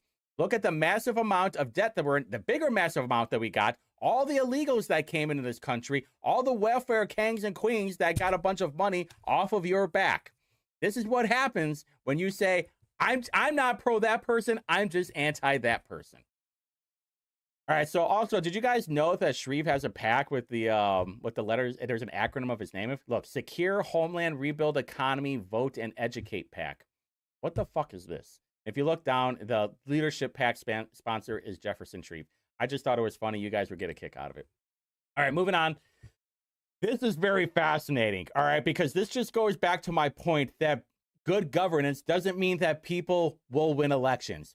Be me, landlord in LA, rent house in the hills, 25-year-old CFO of a real estate company, arrives in lime green Bentley with influence girlfriend and emotional support micropoodle. stops paying rent, emails me a PDF from the county website saying COVID-related income loss. Nothing I can do because LA equals anarchy. Non-stop eyes wide shut parties at my house. Dog melts my hardwood floors with atomic diarrhea. Claims poverty on paper white bottles, servicing magnums of Ace in my pool. Private jets to Paris, Tulum, Miami, Vegas. Girlfriend showered with diamonds, Birkin bags, red carpets, chopper to Cella. Everything posted on Instagram, lest there be any doubt. Eventually moves out. I celebrate prematurely. Snooze for 8 figs the next morning just to fuck with me. 2-year legal battle. Our legal war vanishes. Today, DOJ indicts him for stealing $130 million from California's homeless fund. May justice be served. This is what I'm pointing out about. Not just the fact that we have a bunch of morons governing us, but the fact that everything is a scam. One of the things that are underrated that we do not talk about, especially here in Indiana or Indianapolis, I'm sure it talks about in all these other blue areas, but is the homeless industrial complex of how much of a scam it is. Hey, give all this money to these people, and then they'll figure it out. And look what happened right here. $130 million from California's homeless fund was scammed. So I actually looked this guy up, and I was like, this guy's got to be fat, right? I know it. Hold on. It was federal agent, ex-CFO of Shangri-La Industries. Oh, yeah, Cody Holmes. That's who it was. And I was like, this guy's probably fat with a hot girlfriend. Probably a hoe, and look what happens right there. Oh, what a guest. This is what happens, though. And look at California. Bad governance, but people still vote for Newsom. They'll vote for whoever Democrat. Why? Because we have morons that vote. Because we allow a massive amounts of mail-in voting over there. And that's what would happen with Indiana. Listen, I talk shit about everybody. I don't like anybody, but at the end of the day, you guys have no idea how bad things can get. And the fact that we have people out there saying, well, if things get bad enough, people will start voting the other way. Really? Look at New York City. Look at Mamdani. They're about to vote in a socialist that wants to give free bus rides because in his fucking brain logic, he says that will decrease the amount of assaults. Really? Really? No, because we all know that those will turn into drug havens and then the bus will no longer work. They're going to be having, what is it called? Soup kitchens over on the bus, paid for by our taxpayers. Things could always get worse, so we have to choose the, I hate to say it, but the lesser of two evils. Because we all know that basically conservatism is just driving the speed limit into progressivism. We're eventually going to get there, but it's going to take a minute. All right, so if you guys didn't notice, Briggs is a little bitch. So I posted while I was out doing my little bum hunting, literally everything on the east side of Indianapolis sucks. The roads, the highway, the smell, the garbage, the bum. This place sucks. I was wound up. I mean, man, I hate this place. Now, of course, old Jimmy Skinwalker Briggs, he had to go make a point about it because he wants some clout chasing. I'm skeptical that people who spend their free time indiscriminately shitposting about Indianapolis can offer any value to those who live here and like it. You like it here because basically like a pig. Pigs like to live in crap. And you like to live in crap because, in my own opinion, from what I observe from you, you are an idiot. You are a dope and you're a giant pussy because if you can't even be a man and message me directly or message Indie Reporter directly and you want to talk shit, you're a giant pussy. So obviously, I'm not sure if you see the filth over here. Look at that, a bunch of, hey, according to Briggs, he likes this kind of stuff. Hey, according to Briggs, he likes the crime rate in Indianapolis that is over Chicago right now. Who would have thought? Hey, guess what? Apparently Briggs is a big fan of homeless people lighting their balls on fire. Apparently Briggs is okay with women almost being raped on the Monon Trail. Hey, you know what? What did Briggs say again? Hey, what did he say? He goes, I like it here. I live here. Hey, you know what? All these policies are great. What Hogshead's doing amazing. Mears, give him another term. I like it here. I live here. Everything's fantastic. Briggs is a dope. This is what happens when you allow dopes to vote. Is you get shitheads like Mears and Hogshead. All right, so moving on from that, I mean, Briggs is just another. He was trying to clout chase because if you've noticed from, and I say this about most of everybody, but look at his timeline. I mean, the guy's got 10,000 followers. So, and we have like not even 8,000 followers, but we're banging it more on. All he's trying to do is start shit with people. There's 0 people speaking in Indian. This is a real problem. Some of the speakers are quite polarizing, even within the Democrat Party. Yeah. And what he's doing mostly is starting crap with people. Like he's starting crap with Andrew Ireland. He got more impressions starting crap with Indie Reporter than he's done with anybody else in how long? Because what does he do right here? Starting crap with Andrew Ireland, 9.6 thousand impressions. Started crap with us, almost 18,000 views. Dude, listen, stop being a pussy. If you want to talk to me, be a fucking man. All right. Here we go. Charles Hayward, speaking of IEDC, library posting. Came across his 2011 book, Organizing the Library. In the trash it goes. What a loser. Did nothing to defeat his enemies and overwhelm Purdue with jeets and changs while depreciating actual Indiana residents, especially white men. Gross. Man, Merritt said this. Did that tweet make you feel good? And Charles Hayward goes, shut the fuck up, boomer. Totally ratioed into likes too. I'm like, man, it's so good. Let's see. Didn't he pass on a presidential run because his wife told him to due to their past marriage problems? Past marriage problems being she left him for another man and cuckolded him, and then he took her back. Another strike against him. Listen, there's been a lot of talks about cuckolding the last few days, and if you're the governor of Indiana and then you're running for president, you can't be a cuck, all right? Because that means you're going to get cucked by all these foreign leaders. See ya fucking later.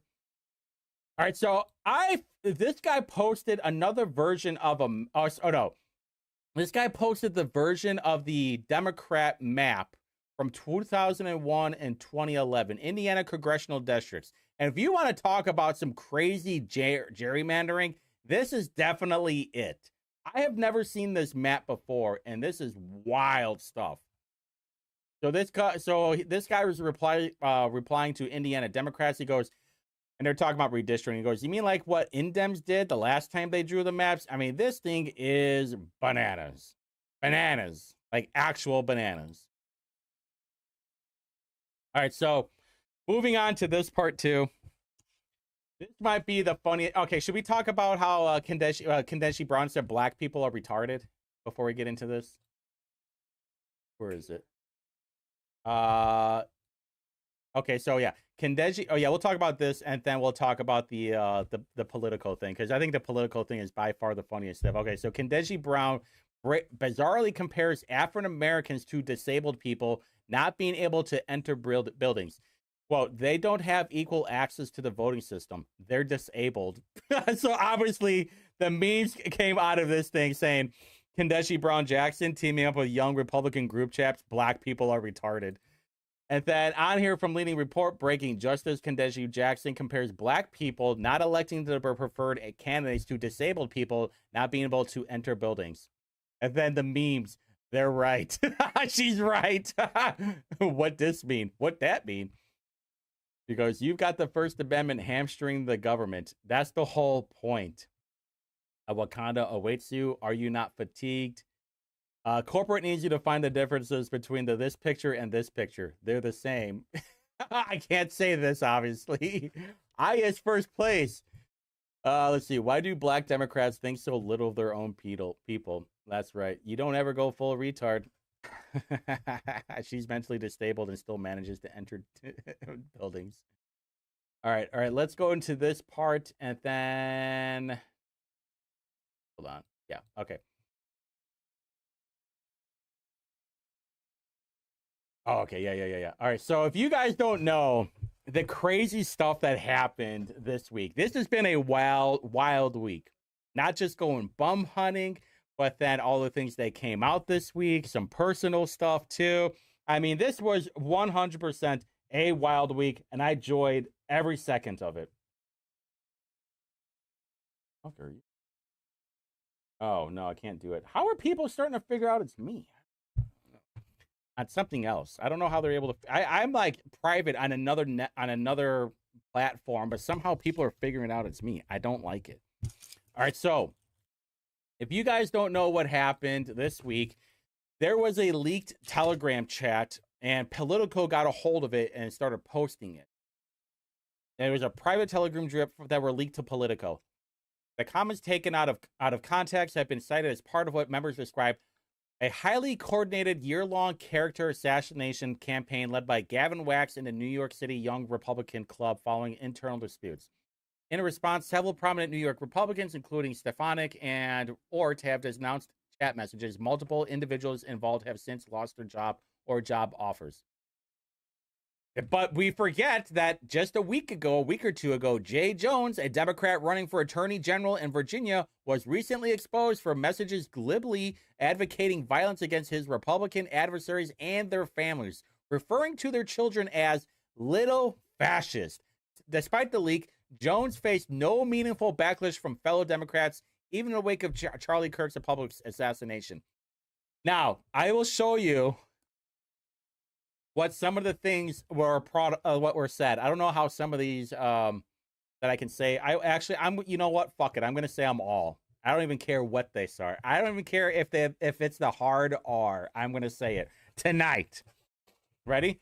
All right. So I'm just repeating everything. I'm sure they'll or I'm sure some Democrat will clip this and totally take it out of context that they said here. Great. I love Hitler. Everyone that votes know he is going to. Everyone that votes know is going to the gas chamber. Can we fix the showers? Gas chambers don't fit the Hitler aesthetic. Boom, they dead. From Dwyer, 1488, shorthand for Hail Hitler. Alex Dwyer, Trump's too busy burning the Epstein files. William Hendricks, Ninja and Ninja would also William Hendricks. Would he like some watermelon and Kool-Aid with that? From the Young Republican National Federation. I'm going to say it. So Ninja, the watermelon people, carving watermelons. Missouri don't like I think it says fags. I think that's what it said. And then Samuel Douglas, she just didn't bathe often. Also Douglas, you're expecting the Jew to be honest. Lewis Morris. These are actually my favorites since I'm part Mexican, so I can definitely say this. I'm going hardcore too. Boehner and Spick. I'd go to the zoo if I wanted to watch a monkey play ball. Let's see. Bobby Walker, stay in the closet, faggot. Bobby Walker also, if they vote for us, why would they be gassed? And Katie, when do we bring that site out? Also heard, I'm ready to watch people burn now. Now, this is some funny stuff because it reminds me of that South Park episode, The Tunnel of Prejudice. Now, did you know that words we use can show intolerance? Let's begin our tour with a walk through our Tunnel of Prejudice to show you what it can feel like to be discriminated against. And believe me, I hope that my group chats never get leaked because I'm sure it's way worse than this. I usually just write it down and then I keep it in a little notebook and I go, that was a good one. Queer, Boehner, Chink, Nigger, Heeb, Faggot! Cracker.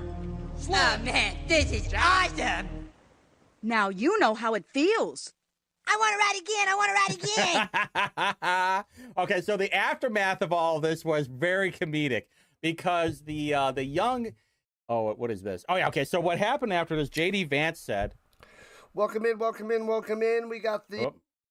All right, so JD Vance actually said something. It's like, yeah, this is totally taken out of context. I don't really care. Then everybody, all the Annans came out and basically said, I don't care.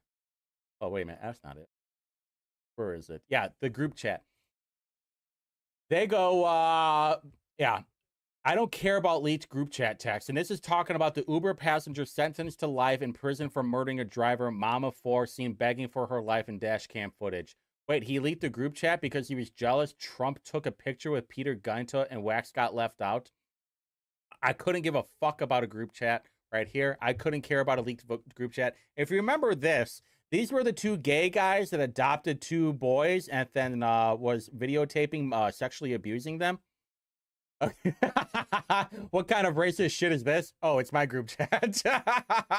Yeah, I'm in a group chat that would make this look like a Disney script. So true, King.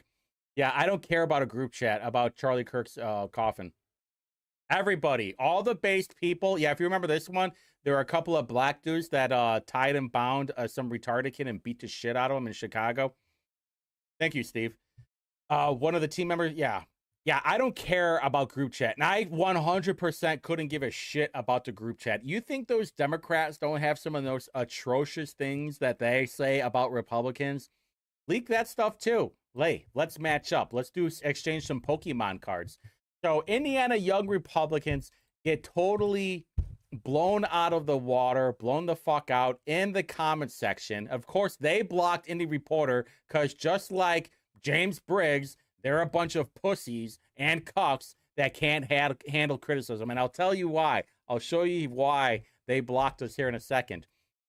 All right, so they go on and they make a statement saying Indiana Federation of blah, blah, blah, denounces the racist and anti-Semitic and hateful comments made by individuals associated with and restore young Republicans that were published in Political article today. These remarks do not reflect the values of mission of our organization, and we unequivocally denounce them. We are calling for the resignation of all those involved to ensure transparency, responsibility, and adherence to our shared standards of dignity and respect. The first Young Republican Club was established in 1856 in support of the newly formed Republican Party and the abolitionist movement. It has no place in our organization. We're committed to recruiting, training, and electing young Republicans while continuing to maintain a respectful environment. That means that all participants act with integrity. Wait. We're committed to recruiting, training, and electing young Republicans while continuing to maintain a respectful environment. That means that all participants act with integrity and uphold the trust of those we serve. We thank our members and partners for holding us to the highest standards, and we remain steadfast in our efforts to lead by example. Thank you. This is so funny. Why is this so funny? Because if Indiana Young Republicans, let's go to their Indiana Federation of Young Republicans. That's what it is, right? Hold on. I want to make sure that I have the right. Okay. State leadership. Who is the chairwoman? Melody Quante, according to here. Who is their 7th district chair? Allie Bartlett. Does that name ring a bell? Allie Bartlett was helping Justin Moed and a few other Democrats door knock for Justin Moed, but you're going to tell me that we're going to uphold integrity and the Indiana Young Republicans? Shut the fuck up. Okay, you guys have no idea what you're talking about. And this blew up in their face massively. It brought out the right wingers. It brought out the gay dude that turned straight that still might be gay. The comments on here are delicious. It makes me aroused. Aroused, which I don't know. It doesn't matter. It got me half chubbed looking at these comments. The pearl clutching, here lies my faith in the Republican Party to grow some freaking balls and save the country from a communist takeover. I'm not interested in siding with people who want me dead. If you're going to bend over, count me out. I have a spine. And of course, Daffy, common Daffy W. Democrats want us and our kids murdered, and you throw people under the bus for racy texts. Go fuck yourselves. L, from some bitch I know, she comes out and calls them losers. And Fort Wayne Reporter, are you guys able to make it through a South Park episode? Harnish here. Maybe if we condemn some jokes to our enemies who want to kill us, will vote for us. Yeah, exactly. No, we're not going to get called. Yeah, no, we're not doing that. You're going to get called a slur. This is my new line from now on. Yeah, we're not doing that. In fact, you're going to get called a slur. I'm not sure which one, but be sure you're going to be called it. Bronze Age pervert goes, loyalty is the only political virtue that matters. Shane Gillis meme, you sound potential homosexual. Your worst sin is that you have destroyed and betrayed yourself for nothing. And obviously, yeah, this meme right here, no gay retards. Perfect meme. This one's probably my favorite. Did you see all of the horrible things of the young Republicans were saying in their group chat? I mean, some of these are pretty good. Oh man, I just found a new good meme. Dismissive masturbatory gesture. That is so perfect.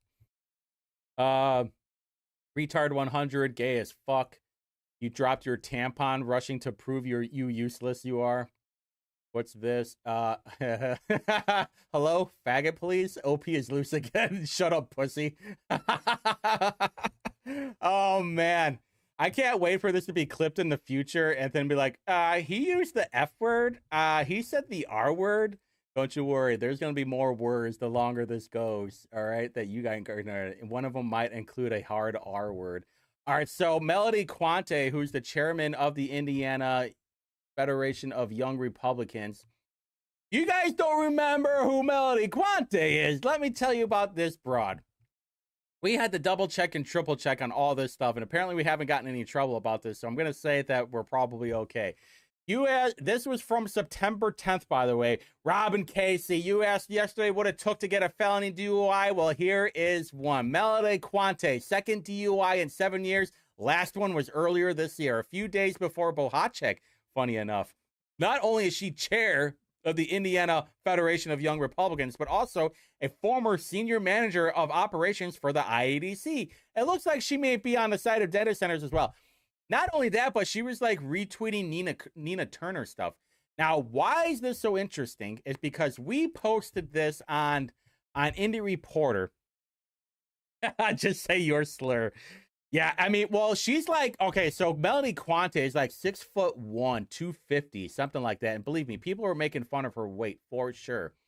And you know, I'm not gonna go through those messages, the what people are tweeting. Because that would just be rude. And I'm just a sweet and cute little guy that sometimes likes to use ethnically cleansed slurs.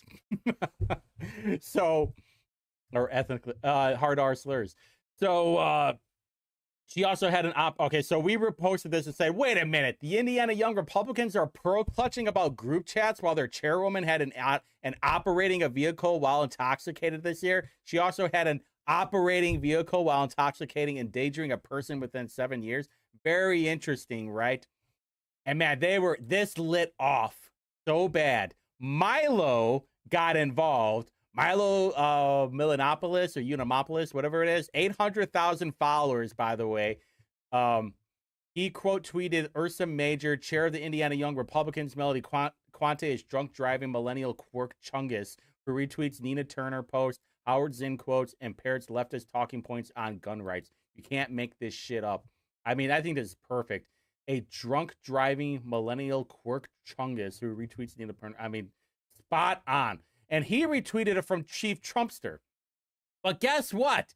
We were the original ones that retweeted it. Look at this from October 15th at 8:58 p.m. We reposted this on October 14th at 10:04 p.m. So less than 12 hours later, this guy got almost 200,000 views while we only got 73,000 views. Exact same screenshot, by the way. And by the way, Apple doesn't fall from the tree. Apparently her dad also got a drunk driving charge because it was on Indiana mugshots. And if you go to his Facebook, he actually talks about celebrating Melody's birthday. So it does look like it's somebody related to her. Of course, Milo, the ever shit starter, shit talker, probably one of the best, by the way, definitely takes a run for my money. He goes, I am told this humongous ox is about to step down from the Indiana Young Republican leadership. Now her drunk driving convictions are more widely known. Was this virtue signal worth it, Helga? I mean, fucking Milo with the dunk was just the chef's kiss out of them all. And of course, Whitty Yates had to go and chime in on this too, as usual. Where is it? Oh, also she has Indie Reporter blocked. Shocker, right? Listen, you can't trust anybody that has us blocked. That's the truth. Of course, you could imagine moving to a town. Okay. Okay, she goes, I didn't understand the backlash Indiana Young Republicans received, but I had a convo yesterday and someone explained their side. At the end of the day, we should hold each other accountable and nobody wins when the family feuds. Oh, that's cool. So why aren't you talking about Allie Bartlett helping out Democrat door knock? Why don't you talk about Melody Quante getting drunk driving charges? I'm just saying. All right, I think she had a reply to Milo, though. That's what I'm really looking for.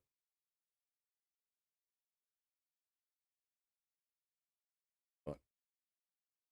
Damn, she's been replying to a lot of people. Looks like. You do look cute and blah, blah, but not. Where I wish I. Where is it? Cops, not robots. Well, give me Judge Dredd. I know she said something to Milo, but I can't remember. Maybe she deleted it? Of course, I mean, a lot of the time she sticks up for the Republic. She also is like, if you're not a conservative, if you don't allow, if you're not okay with utility solar, basically. I'm paraphrasing a little bit, but she was talking about property rights and saying it's like, oh, if you live in this community, you should be a conservative because conservatives allow utility corporations to buy up land to put in utility solar. That's basically what it was. I would be surprised if she would argue against that, by the way. Okay. So absolute mogging that was going on in the Republican Party. It was great. So obviously we had to retweet this because Mario Masalami, I think, who is the chair of the Hamilton County GOP as well, he got he had a DUI. It was either like 2 or 3 of them. Okay, so Mario Masalami, chairman, this was back in 2013. He was chairman of the Hamilton County Young Republicans, was arrested and charged with drunk driving in Fishers on July 7th, shortly before 7:30 a.m.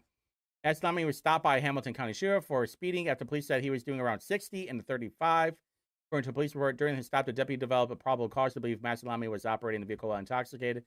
Investigation was conducted. He was charged with OWI, previous conviction. Okay, he was charged with OWI, previous conviction, and OWI with a blood alcohol content between 0.08 and 0.15. He was booked into Hamilton County Jail where he later posted bond.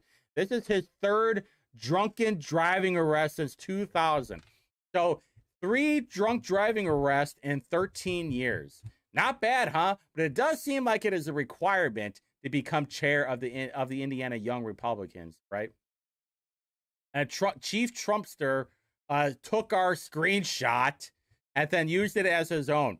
This is where I start wondering if we should start using watermarks.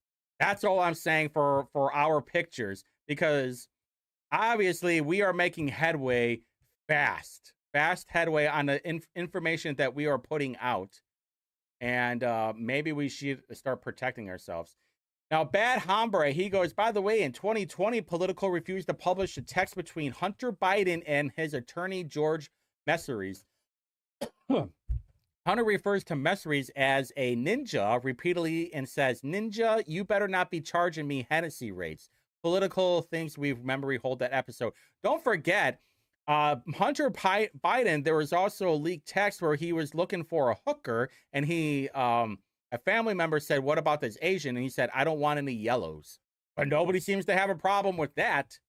I'm sure if Don Jr. was saying, "Hey, I don't want any pan-faced chinks as my prostitute hooker," I'm sure that, I don't know which will they'll be mad at, the slurs or the fact that there's hookers. Just saying. And remember all those tapes of where he was banging prostitutes as well and smoking crack. But nobody wants to talk about that anymore, do they? So they found out who leaked it. And obviously, the names are interesting. The things that they are saying are interesting. By the way, I'm just repeating of what they're saying. They say the Jew who leaked the Young Republican group chat and put white American lives in danger, Gavin Wax. And it looks like his girlfriend is showing her boobies out. I mean, I've been talking about modesty a lot for the last couple of days. Can't have this crap, all right? Can't have it. More comments. Gavin M. Wax, Chief of Staff to the Undersecretary of State for Public Diplomacy and Public Affairs for the U.S. Department of State, is widely accused of masterminding in the New York State Young Republican chat room leaks. Wax was president of the rival competing group, New York Young Republican something from 2018 to 2025. Then AF Post says the text messages acquired from Gavin Wax's phone prove that he leaked the Young Republicans' Telegram chat messages to Politico. So now you have a young Republican teaming up with a leftist political writer and showing all the leaked text messages. And not only that, but he was questioning him about what some of this was. And he goes, hey, do you know who Mitch is? He was in the chat. And he goes, yes, he's their general counsel. And he goes, he actually put a heart on some of them. Hey, have people already been contacted? He says, no, tomorrow I want to call the people most likely to gab on a cold call first. Yes, any ideas? I'm thinking William Hendricks. Just get his impression. He would like weakest link. And then all these other numbers that he's putting out there as well. Got them both. That's Douglas. Douglas, thank you. And blank, that's Dwyer's one. Who is the weakest link and who will break first? We need to game this out. So actually teaming up with this guy and trying to figure out how to smear all these people. This is why I am totally paranoid. This is why I tell everybody, whatever group chat you are part of, whoever you are talking with, whoever you are giving information for, you need to be very careful of what you say, no matter how comfortable you think that you can be around these maniacs, because everybody is looking for their prime time or their pound of flesh, or anybody that's looking to step up on the ladder. Do you not think that that there are a ton of people that would love to have indie reporters' head on a pike? They would love that. But guess what? If we go away, we'll come back stronger than ever as usual. You don't give a fuck. You guys know that. We'll just whip it out and chili whip all of you. One mushroom stamp at a time.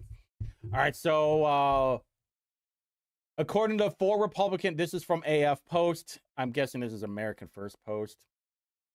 300,000 followers, no followers. They go, hold on, let me go down. According to 4 Republican officials, senior White House staffers urged Gavin Wax to retract the information he allegedly leaked to Politico's Jason Bieferman a week before the article was released. A notarized affidavit from the Trump administration official Michael Bartels stating that Wax blackmailed him to obtain the Young Republicans' 28,000 Telegram messages was served to the White House Office of Political Affairs on October 7th. The White House also received a screenshot of a conversation showing Wax supplying the names, phone numbers, and background information of his fellow Young Republicans to political journalist Jason Bieferman, a registered Democrat.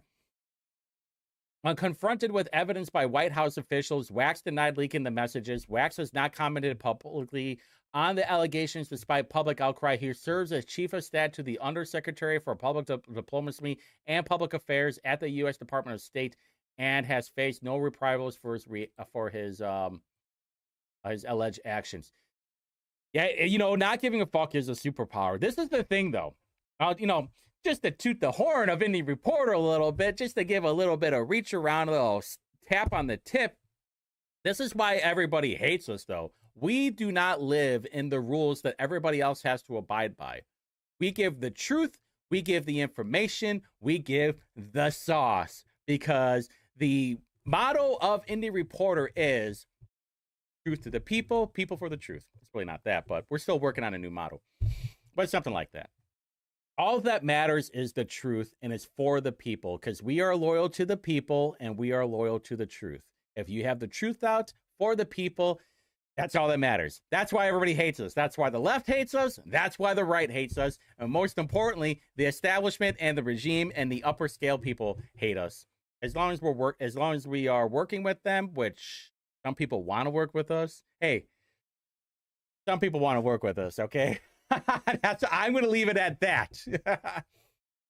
So I think Gavin Wax actually resigned from his position. I think he stepped down. Bingo, Ducky. Okay, yeah. Gavin Wax has resigned from the New York Young Republicans chapter. I think that's what it is. Your motto should be, don't piss off the porcupine. Yeah. Hey, if you want to press the porcupine, you're going to get penetrated. That's really that's my motto. That's Senior Whitty's motto. The truth is all that matters. You're going to hurt a lot of feelings, but all we want is the truth. All right, so I think the last thing that we're going to talk about is this part. I want to get everybody's opinion. Everybody in the chat right now, I want to get your opinion. I hear it. This is from Paleo GOP. I hear it often. The property tax means you never really own your home. It's evil. It's theft. I don't entirely disagree, but if the property tax is theft, why is the local income tax treated as permissible? Isn't a man entitled to the fruit of his labor? If one is theft, why isn't the other? The real question isn't whether taxation is good or bad. It's 2025. It's all a ripoff.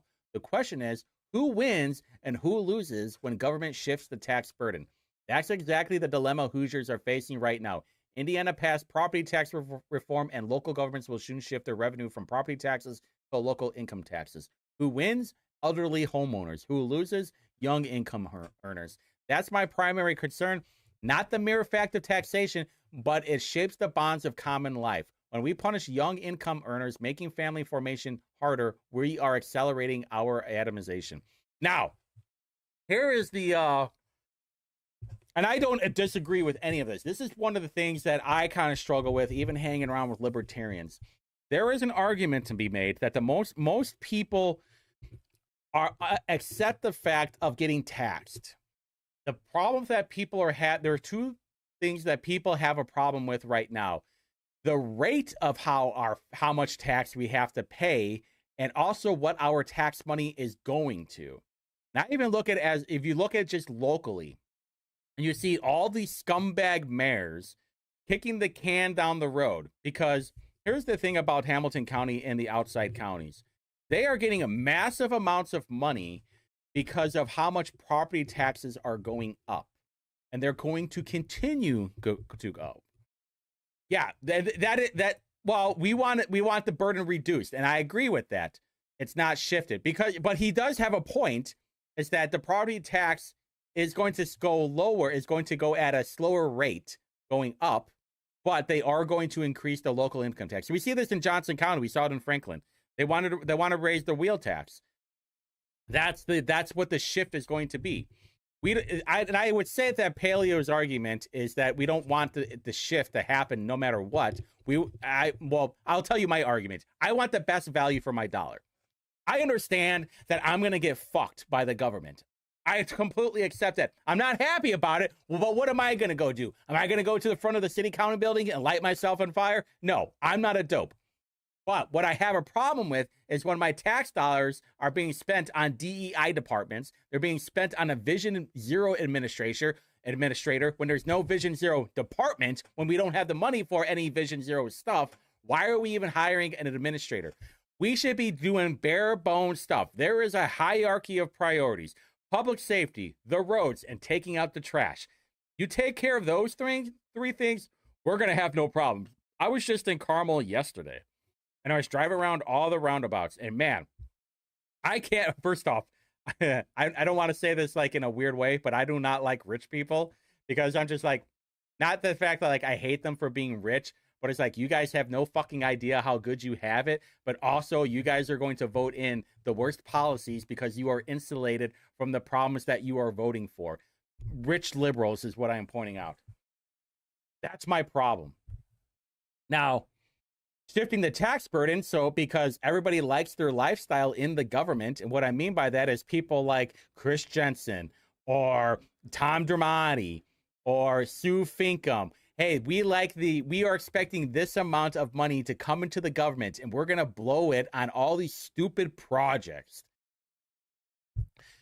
Yeah, and I agree with all of that. What I would say is, like, you're going to pay property tax, and there's going to be a 1% increase every year. But the problem is the assessed value. That's really the problem, is the assessed value. There needs to be a cap on how much this blanket market can increase your assessed value. My house is worth $100,000, and in 5 years now it's worth $200,000, and I'm having to pay property tax on that $200,000. Why? I didn't do anything to the house. It was because the market made my house that expensive. That should not be happening. That formula needs to change, and I'm here to tell you that's never going to change. Thompson basically admitted it, that it wasn't going to happen. I have it recorded. Yeah, we would all love that, Barbara. I want the Pittman deal. But would you guys, I mean, everybody in, I don't know how many Marion County people are in there. I know Ducky is. D2 Indy isn't. I know Special Power is. Kiff isn't. Anybody in Marion County, though, is, and, you know, all you Hamilton County and Boone County people are going to be, and Johnson County people are going to be dealing with this, too. You have all these assholes. Yeah, our 100% Ducky. Our homes were overinflated, without a doubt. Mine surprisingly, I didn't get screwed too bad. I'm doing okay right now.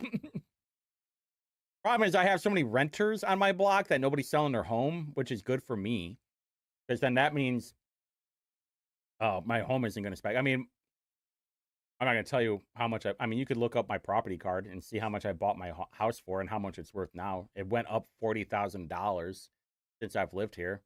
I haven't really done anything to the house. You know, I mowed a lawn, I take care of the bushes, but like overall, I haven't done anything to this house. It's basically the same way as I bought it 6 years ago. Very little change. Huh? Yeah. So this is the problem that I have, and the only way to fix it is through legislation. Yeah, I mean, yeah.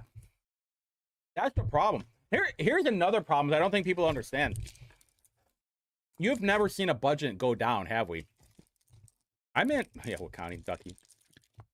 I think Ducky's in Marion County, right? I mean, I'm in Marion County. I'm like 500 feet from Rockville and Lyndhurst. I could walk to 8 seconds if I wanted to. Maybe I will. Maybe I'll get a little boot, scoot, and boogie going on. I would like to know if there's ever been a city or a town where they have had a lower budget. Actually, let's do a little ChatGPT fun, shall we?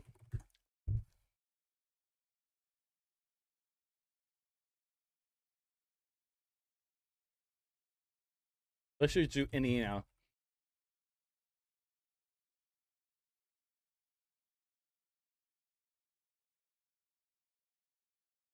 In the last 5 years. I would like to know.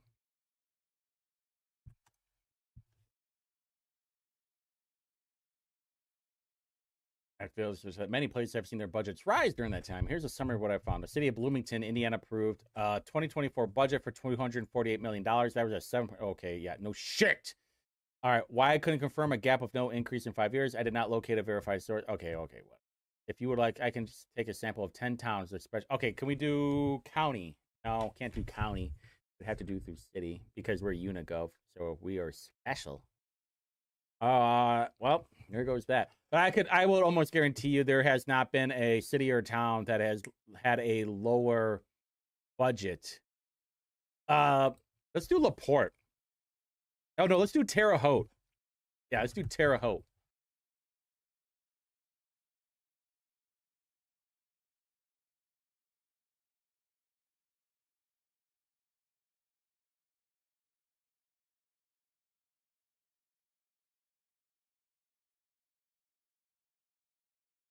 All right, let's do Terre Haute. I was going to say let's do LaPorte, but based on the current date, I'll be looking for budget documents through rep search queries. Because I thought there was something where Terre Haute actually had like a lower budget compared to the year before, but I'm not 100% sure. Searching the web. Maybe I should just say Terre Haute approves budget 2021. All right, cool. I'll open the 20 PDF to start. Cool. Ugh, you guys are the worst. All right, I bet I can do this faster.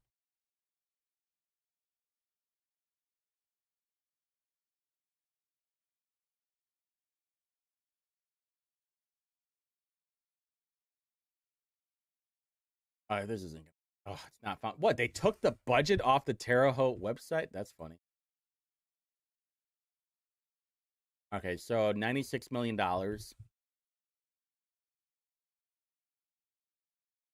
let's see. $111 million Hold on. Terre Haute approved a 220 with a total amount exceeding 123. And new budget and new growth.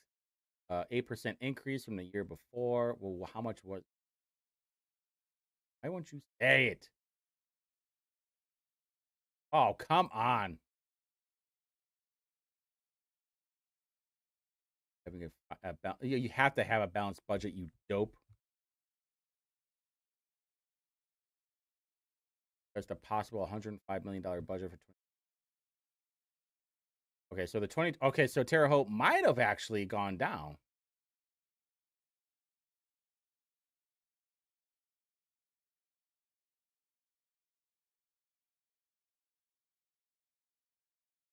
$111 in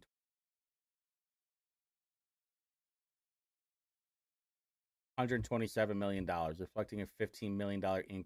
All right, let's look at 25. $138 million. Holy shit.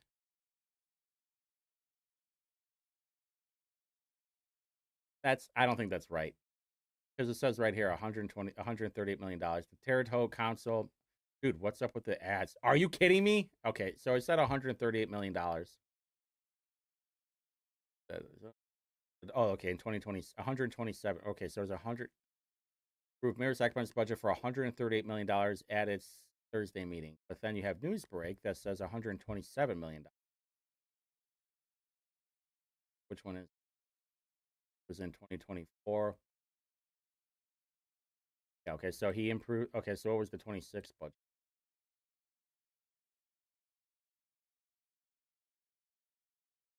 The quality of life in Terre Haute. The quality of life thing is so dumb. It's subjective.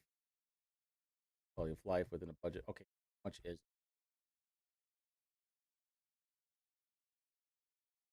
127 point. Raises casino revenue from $3 million to $9 million.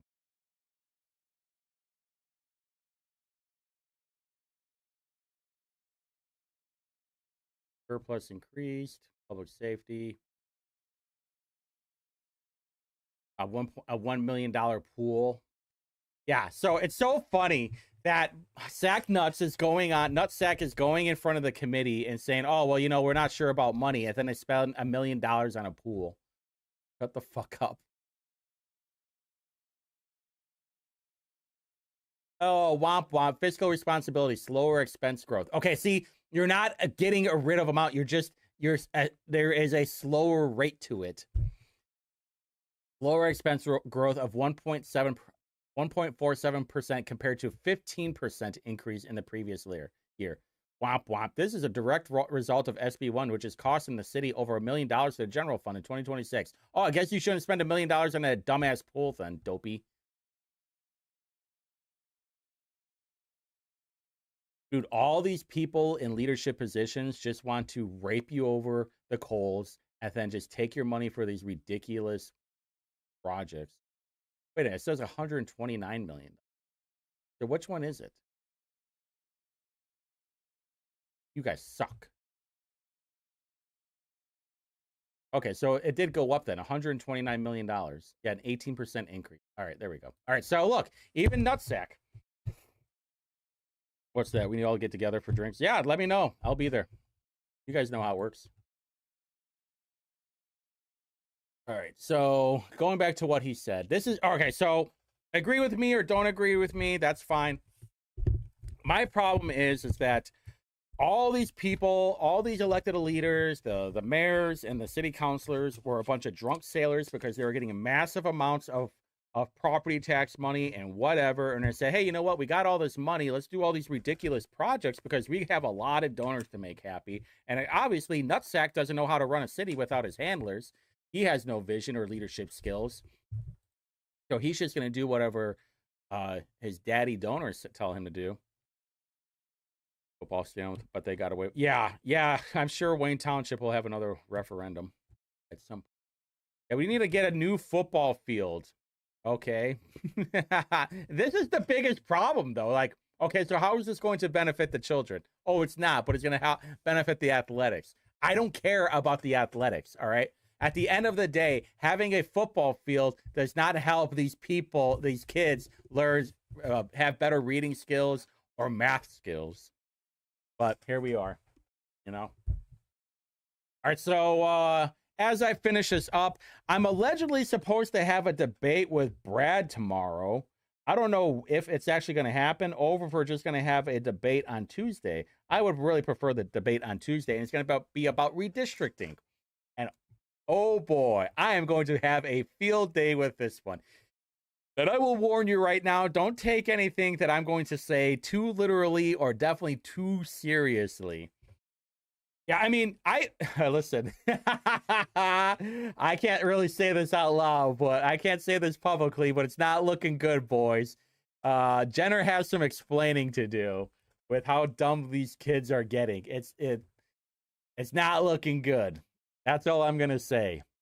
And I'm not gonna put it all on Jenner, but whenever she talks about the cadre, if you just go and look on the cadre, and she needs to lower the amount of responsibilities that she has too, because it's getting a little out of control. She's gonna be getting paid like $350,000 probably when this is all said and done.